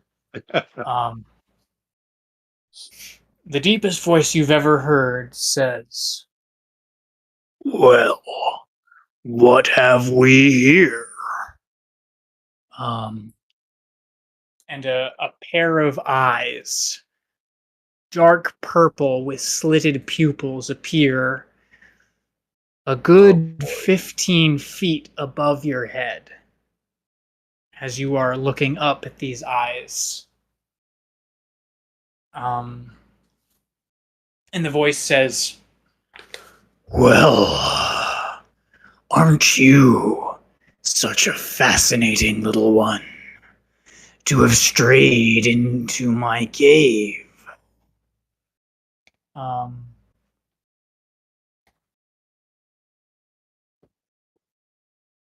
uh, yeah. No offense was intended. I'm clearly here by mistake. I would like to just go, if that's okay. I will just exit quickly if you can point me in the right direction. Oh no. There's no need for all that. Stay a while. Have some tea. Tea. And out of the darkness emerges a hand. A purple mottled hand covered in welts and warts and um and various lesions. And this hand is pinching between its fingers almost as big as your limbs. Oh. pinching between its fingers a regular-sized teapot. Uh, It sets oh, the teapot down in front of you and withdraws. Moments later, the other hand emerges. Just the same, just as mottled and strange and horrible. Holding a saucer containing a teacup. And boop, sets it down in front of you. did these gigantic hands just set it on the floor? Yes, in front of you. Okay, then I'm I'm going to sit and pour the tea, but I'm going to have one hand on the belt, ready to just frantically push all the buttons if I need to. That's Because Haribo's I have trick no too. idea what they do, but I figure if I press them all, something's got to happen. I love that. I love that Thaddeus treats Haribo's belt the same way a first-time Mortal Kombat player would treat a game controller. If I press Oh yeah, every you button, just I get to do mash the every buttons. action. Exactly. Yeah, Thaddeus is a born button masher. Which Thaddeus wishes now that I'm maybe gonna he'd have to pay remember better attention. if ever Thaddeus interacts with Haribo's belt, I'm gonna remember that. Born Yeah. button masher. Okay. So you're pouring yourself some tea? Yes? Yes. Okay. Does the tea look and smell normal? There's nothing It looks off? normal. It Okay. looks normal. It smells a little weird. Not like bad, I guess, but not exactly like tea. More like a combination of like pine sap and mold. Okay. Mm-hmm. Gotcha. Well, I will take a sip. It's fungal, but it is nutritious. Feel free to enjoy my hospitality. Um, the eyes, which I have described as a color, a specific Mm-hmm. one that I no longer remember. Purple. Purple. Purple. There it is. The purple eyes have never left your field of view. They don't seem to blink very often, and they stare down at you intently. Yeah, Sparkleoneous isn't blinking very often either. No. Neither is Margery right now, I guess. Neither does this Yeah. thing. Yeah,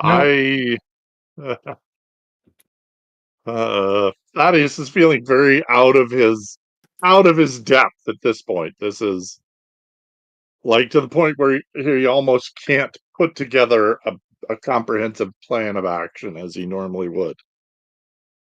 Oh yeah. I love that for him, and so because of that, we will switch perspectives.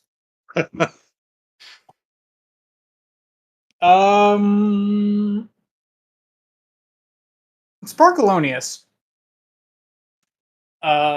You see trundling up through the knees and shins of the various combatants around you. You see your own pot. It's even got that nick you know from that one time. There it is again. You know for sure that this is your pot, and you see your own original legs, even your pseudopod emerging from the pot and clambering around, trying to avoid all of the different fighters. What do you do? I'm gonna go up to the pot and knock on the top. Okay, make a Constitution save. Yep. 8. I think I rolled that last time too. Dreadful. A dreadful number.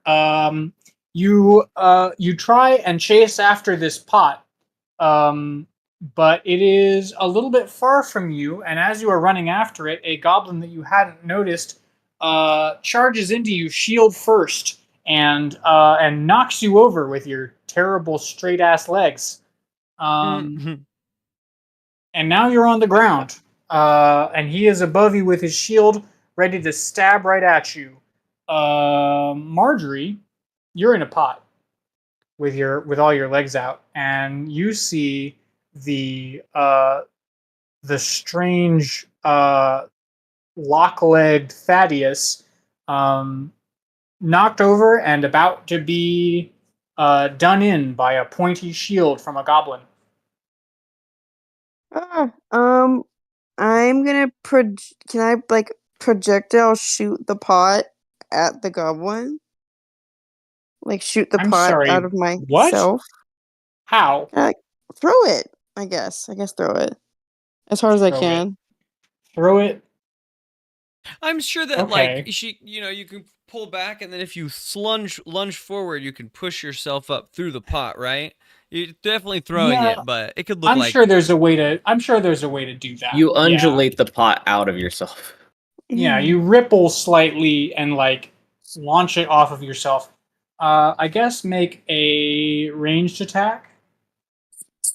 So, and it's I love the basically a little dexterity check. sidebar of better ways to be Sparkleoneous. Oh, I'm gonna Sparkleoneous so hard after this. I'm really here for everyone like making themselves at home in other people's characters and just seeing what happens. I rolled a 17. Oh hell yeah, yeah, okay. Sparkleoneous, you see this goblin raise his shield up and bring it down, only to be absolutely domed by a soup pot that you do recognize. clang. New dent. Long. New dent unlocked.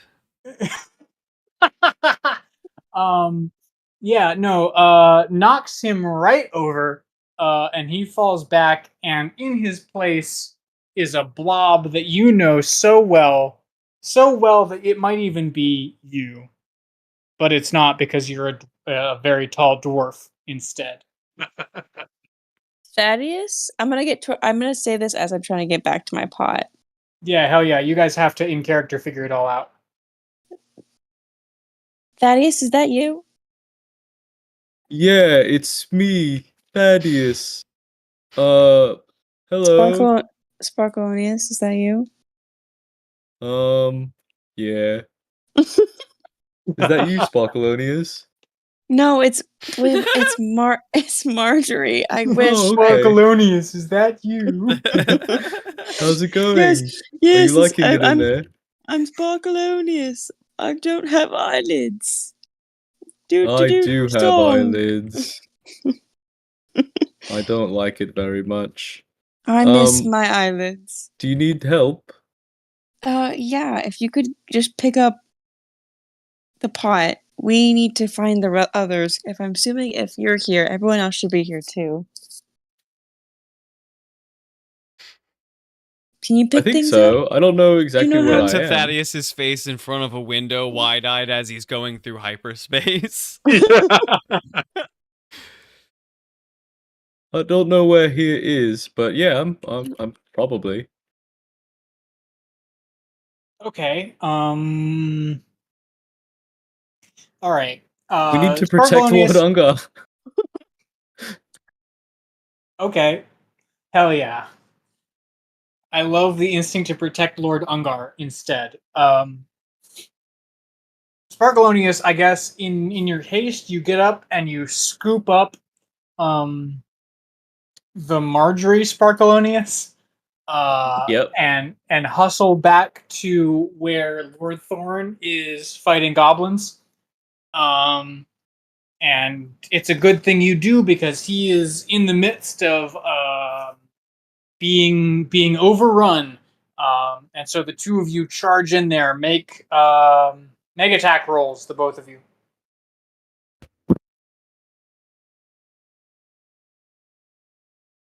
What do I add to an attack roll? It's been so long. My guess would be +2, but I don't know. +1, +2, somewhere in there. It's probably strength. I've Strength. got a 12. I got a plus. So you said add strength to it. Yes. Okay, I got a 15. Oh yeah, okay. Margery and Sparkleoneous charge in there. Sparkleoneous with Thad's body, like puts his shoulder into a goblin and knocks him over, and then from the crook of Sparkleonious's elbow, a phrase which will never be said again, emerges the blob that is Margery, who engulfs and bogs down another goblin, allowing Lord Thorn to regain his stance or whatever it is, his posture. What is it that they break Poise? in like poise? There it is. Poise. Thank you. I was about to say in Dark Souls, yes, poise. Yes, Lord Thorn regains his poise and is once again able to serve as a bulwark against the tides of goblins. Margery, make a perception check. Actually, Sparkleoneous, you also, both of you.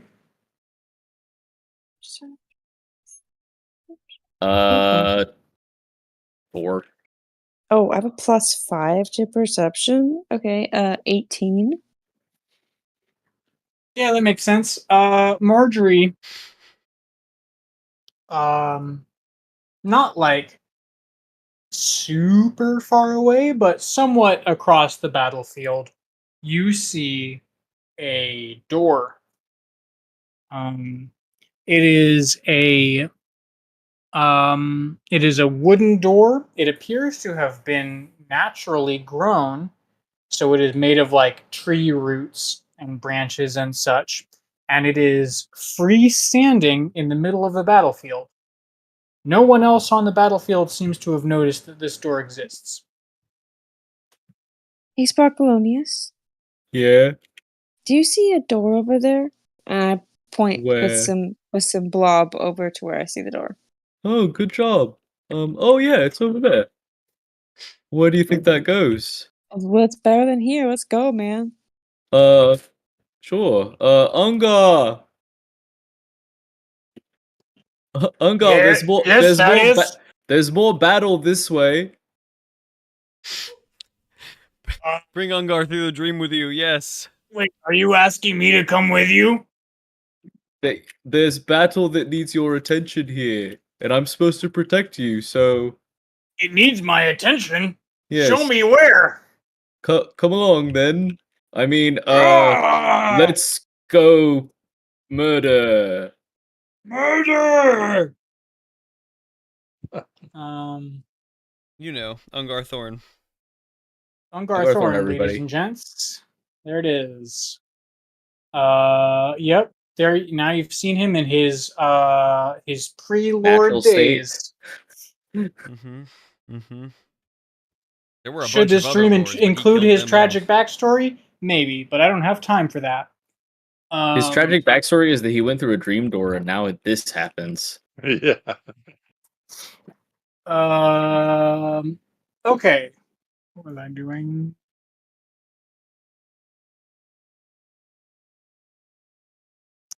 Okay. It's got to be Haribo's turn. Gotta be I have Haribo's a turn, and scarf. Yes, you've just been gifted a scarf. You got the scarf, Esquire. A lawyer in 2 different counties. And a ferret on my shoulder. I always wondered I what shall Esquire call means. Thanks, you- Gabe. Pretty sure that does mean lawyer. I I can't say shall for certain. call you Jameson. Jameson. Yes, Jameson the ferret that Haribo has.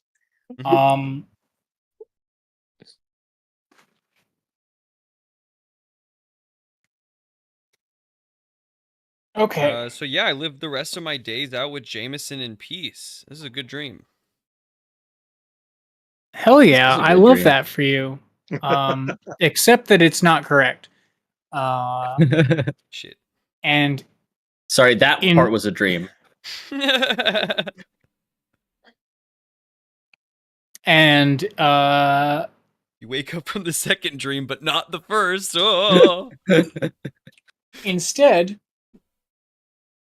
suddenly you're in the clouds. Oh boy. You're in the clouds, and Zogmoth is also there. Is Scarf here? All the players recognize this scene, as does Margery.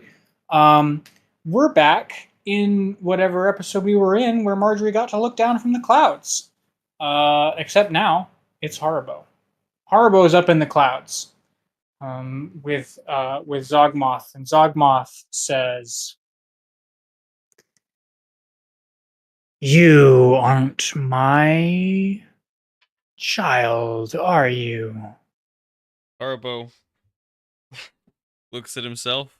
He looks at Zogmoth and he says, I This really time you don't are think so. recognizably Margery. Oh, So wait. when you look Okay, at because yourself- it's current. Okay, I look at myself and I say, whoa. Maybe I have been this whole time. Yes, I am Margery. Margery, what did she say? Ridgeback. And this is Jameson. Yeah, does Zogmoth know the name of my ferret? To know if it's the real me? You're a good liar, Haribo. Thanks. I grew up as an urchin. How do you know? But I my see name? you for who you really are. It appears that you have entered a dream space, which Yeah, has that's what I allowed thought. you to connect with planes outside your perception. Does that mean I can do anything on one here? I try to fly around. Whoosh. Yeah, He okay, makes it yeah. sound with his You mouth. know what? Make a Yes. wisdom save. Make a wisdom check right there. You know what? Cool. Lucid dreaming, right? Let's go. 18. Yeah, Hell 18. Yeah, you start to fly. You're just Ah. up in the air and zipping around. And Zogmoth is watching you and is like, "I'm glad you're enjoying the dream space." Hold on 1 second. Tamagotchi. I'm loving it. He shakes his. Can I do another one to like shake myself back into Haribo shape? Yes, like- but this check will be way harder. Sure. I just want to look like Haribo. Give it a shot. What's wrong with how I look? Nothing's wrong with how you look. I just know that I can do the thing. Like, now I know that this is Margery's story, but I can look like Haribo while I do it. Plus, it'll be funny when Haribo spots Haribo and they could do the Spider-Man point at each other. That's a 21. We don't Okay. know which one is Thaddeus because his will have a wet spot on the overall. Goodness. Hyperspace, eh? Yeah, okay. Yeah, you with the I 21 can even for look sure, like Margery, but in the overalls. you look like Margery, but Margery in overalls and with curly red hair, Oh God. That will. which is a look. I will, for sure. All right. What's up, Zogmoth? Wait a second. Margery has spoken of you, in the past when Yes, pressed about bad dreams. I am her mentor and guidance through the world of post-life. Is there any reason you think that she Manipulations. relates you to bad dreams that she talks about? Because that's really the only place I've heard about you. Is sort of a sleepless night. I would estimate that my form does constitute a bad dream. However, I'm sure Margery is used to such things at this point. Yeah, I bet that scarf got mangled. Yes, she was not particularly competent with a blade at that point. I did not mean to interject that into your character. Sorry. Got better with Yeah. the blade is Alas. apparently part of your history now. No, Margery absolutely mangled Scarf that first time. He's a good boy. Any subsequent time, if she had to, was fine. While you Once were she knew what studying she the was blade, doing. She knew I which was parts not studying the detached. blade. Yeah, I know Scarf inside and out. Ooh. Oh God! I mean, that's how the necromancers have to really learn their familiars. Haribo this whole time is just like floating back and forth, kicking his legs, and then he like floats through the screen again with his arms behind his head, and then he floats through the screens again, like swimming. He's enjoying the fact that he's discovered he's lucid dreaming now, or recognized it. I don't really know the way to put that. At least you can fly. Like, that's fire. Um,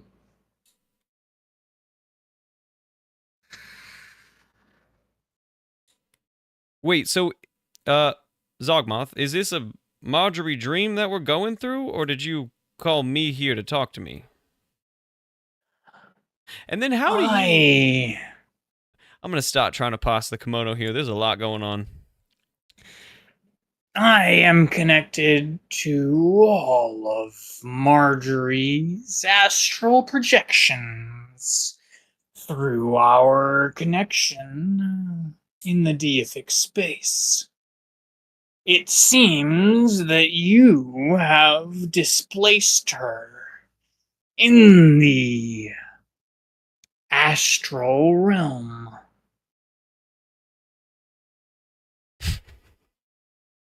I don't... I don't I just went to anticipate bed. seeing you another time. So if you happen to have any questions, now would be the time to ask them. I was going to... Well, I was curious. Margery mentioned that you were gonna stop by deck room, and I will be, I guess, forthright with you. I do not, feel entirely comfortable, and I use jokes to abate that. But you make me nervous, and it makes me nervous that you are planning on stopping by deck room.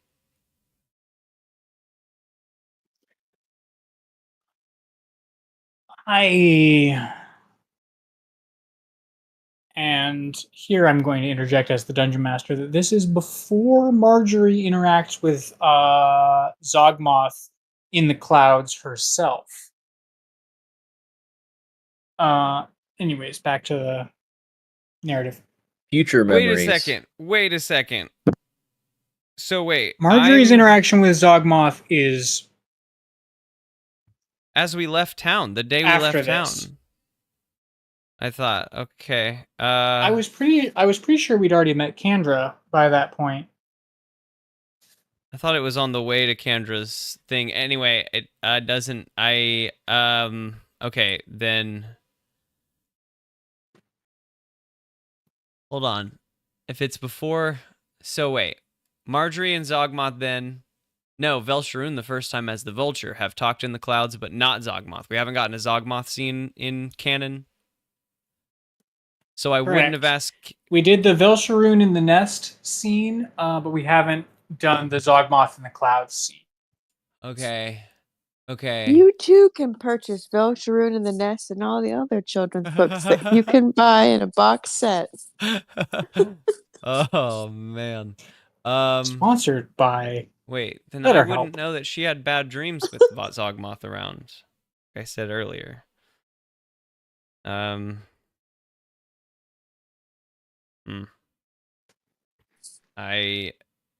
am thrown now. Give me just a second. I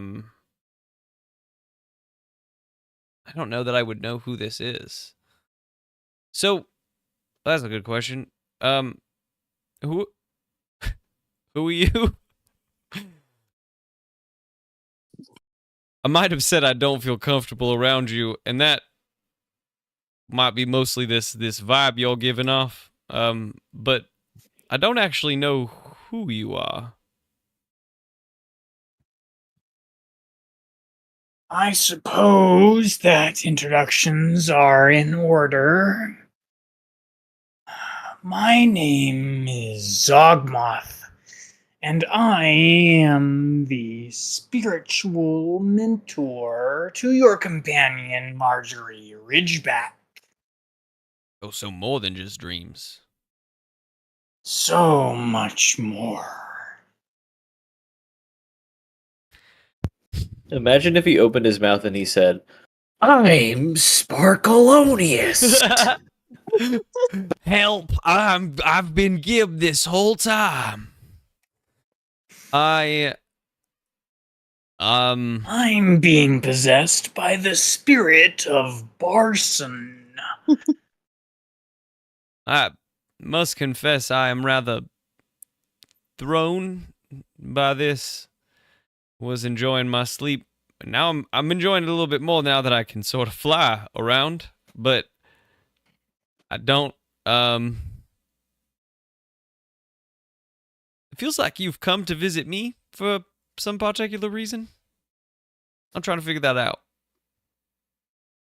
Like the other two dreams, now that I know I'm Margery, make a little bit more sense. There's a lot more frightening, I'll say. She has been through it. But what's this one?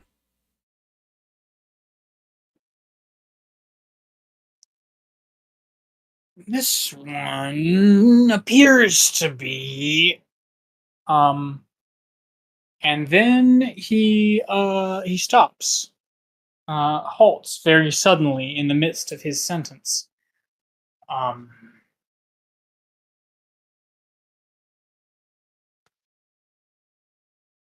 And fractures begin to appear in the cloud space around you, and a deep booming knock sounds as these fractures begin to appear.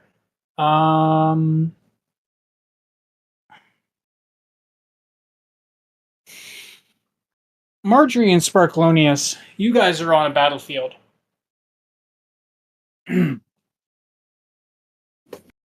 Gotta get to that door. Gotta get to that door. Unga, get behind me. And I start waddling towards the door. You're my secondary. Let's do this. Huh. Huh. And all of you charge. Margery and Sparkleoneous, both of you make attack rolls to get through to the door.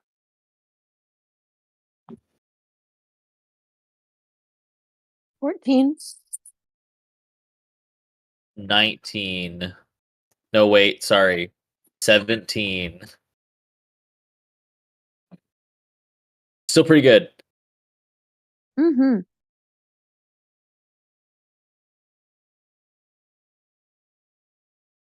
Got so excited I forgot I had a -2. Very good. Okay. Sparkleoneous, you are charging through goblins, shoving them left and right, not bothering with combat, just trying to get through them to get to the door. And Lord Thorn, or Ungar Thorn, I guess, is right behind you, covering the rear, slashing left and right. And as you approach the door, a goblin jumps out and tries to accost you. But from the crook of your arm, from inside the pot you're carrying, a pseudopod emerges and hits him right in the belly, and knocks him back, so that you can reach this door. Good job, Sparkleoneous. You too, Sparkleoneous.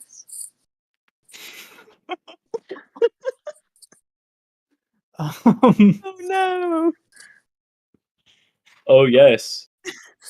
We're lost in the sauce. Through the jelly, the Sparkleoneous. It's okay, Sparkleoneous. stuff. This is all a dream.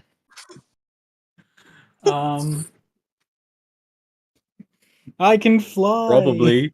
Probably.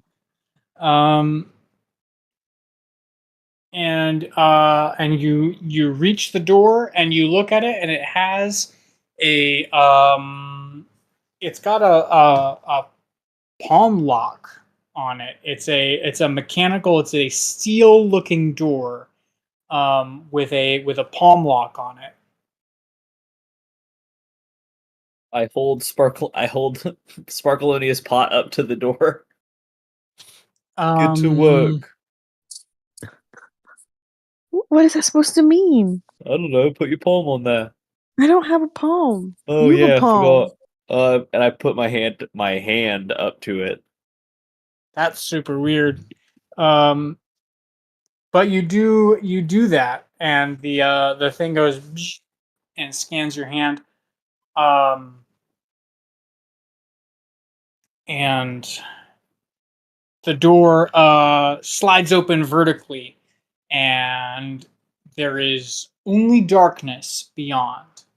I grab Ungar under the arm and I jump. No, Sparkleoneous. You're under the other arm. Don't worry. The three of you jump through the doorway. Dreamgar Thorn. Dreamgar Thorn is having just a time.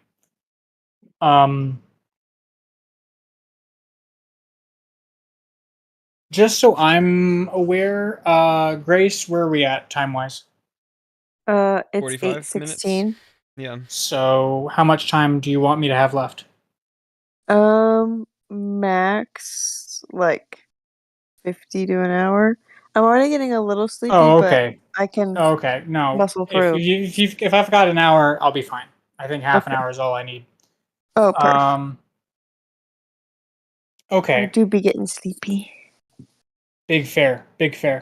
All right.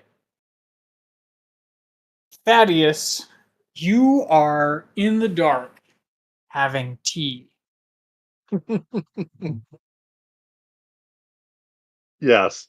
And assuming the tea hasn't passed me out, I would try and have more of a conversation with this purple-eyed monstrosity. Yeah, no, the tea hasn't, as far as you can tell, done anything to you. So yeah, what do you want to talk to the eyeballs about? Well, first I would like to know from eyeballs and limb-sized fingers who they are and where are we?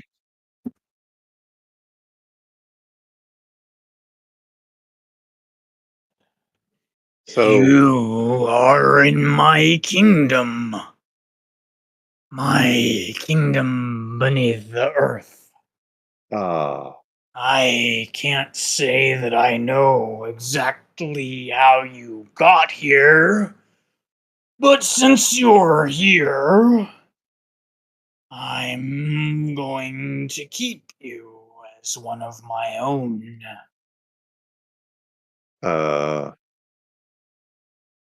like as part of your family or as part of your museum collection?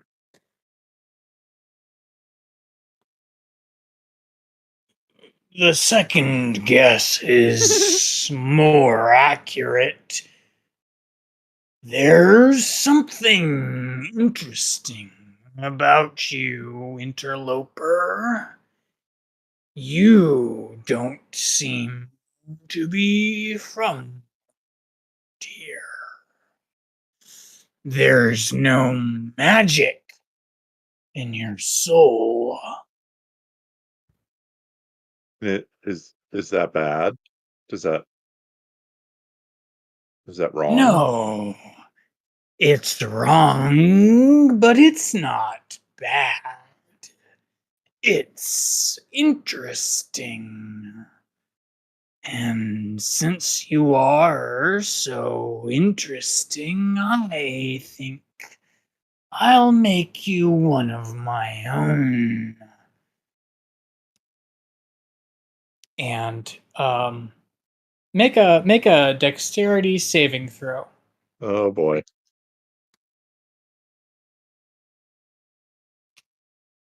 Ooh, that was actually not bad there, Thaddeus.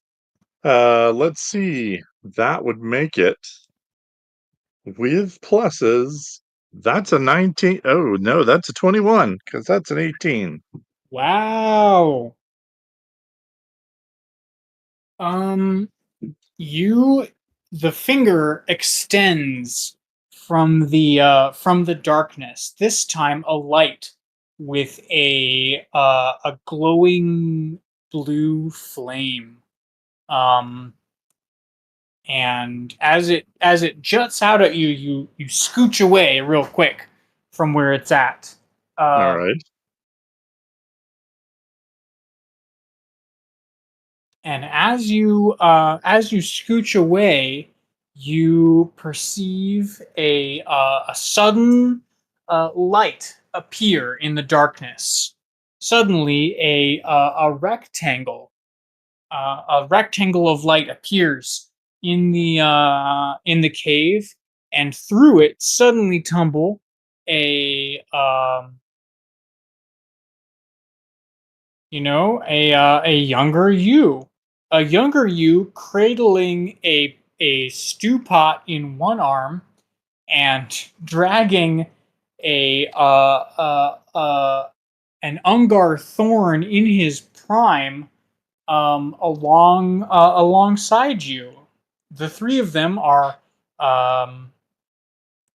dumped unceremoniously onto the floor of the cave.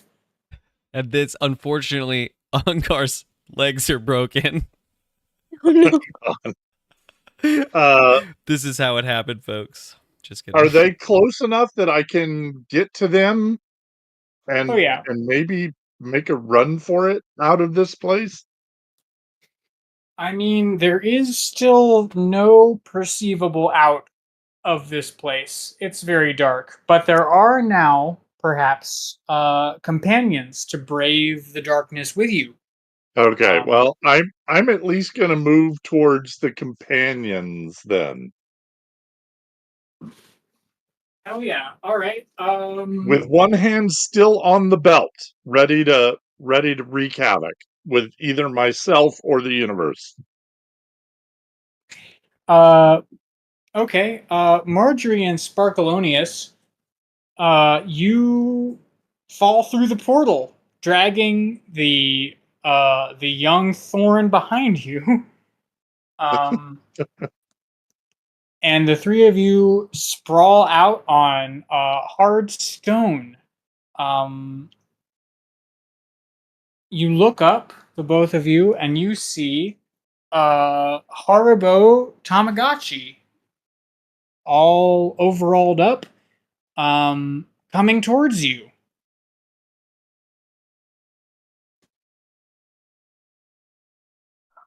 Haribo?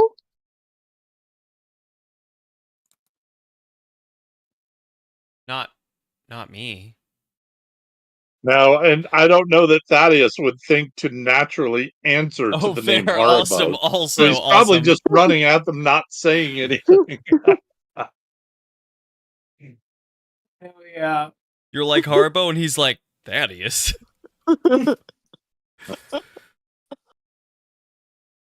Haribo? Do you know what's going on here?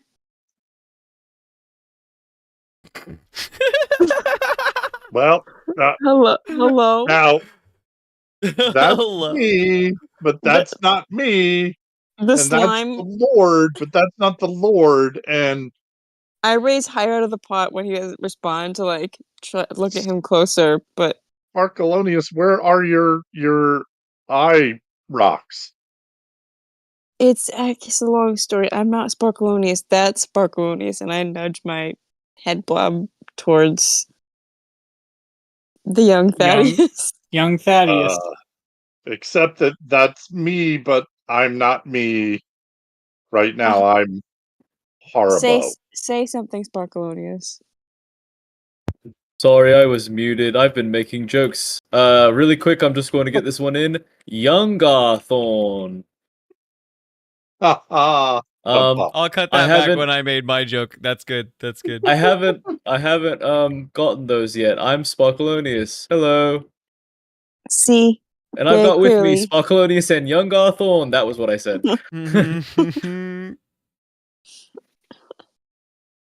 So, if you've got Lord Thorn, we're still missing somebody. Haribo. No, No, well, he's The I actual understand now. yeah. who would be in Okay. my body.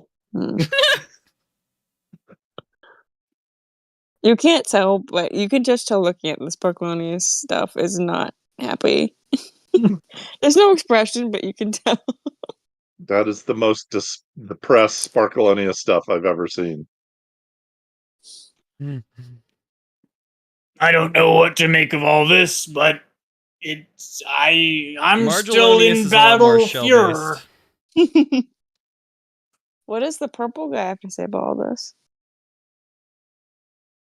Is he still trying to kidnap Thaddeus? Thaddeus. Thaddeus. Fatty Yeah. Bo. Adbo. Horribadius. Margelonious? Oh, that's good. Margeronius. Margeronious. Sparkladius. Okay. Yeah. Young I would, Sparkladius. if Purple Eyes doesn't say anything, I would quickly bring up the group as to who the other attendee of the room is, and that we really need to be cautious in what we do next. Because he's currently trying to do something to me. Yeah, he stuck his finger out and it was on fire, and I didn't like it. And it was icky? It And was it was icky? it was icky. Okay. Well, can we run away? Oh, I mean, hello, sir. My name is Thaddeus. And this is young Hawthorne. Take him and leave us alone. Haribo shakes his head at Sparkleoneous trying to be Thaddeus.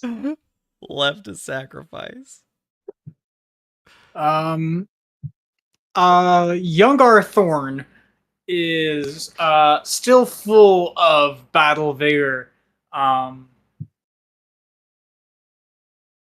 And he charges into the darkness towards the eyes. And he He's so says, dashing. he says, for Necrom, for the country, and he charges in, and everyone present make a perception check. 17. 15.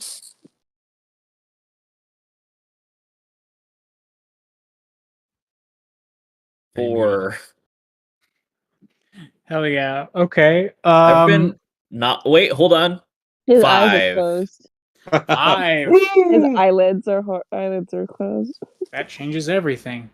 What does he hear? Thaddeus, you see Youngar Thorn charge into the darkness. And you see reflected on his golden armor, as he charges, you see the reflection of a monstrosity in the armor. A warped and twisted purple giant, seemingly crushed under his own immense weight, so as to become some like a homunculus of himself. You know, wearing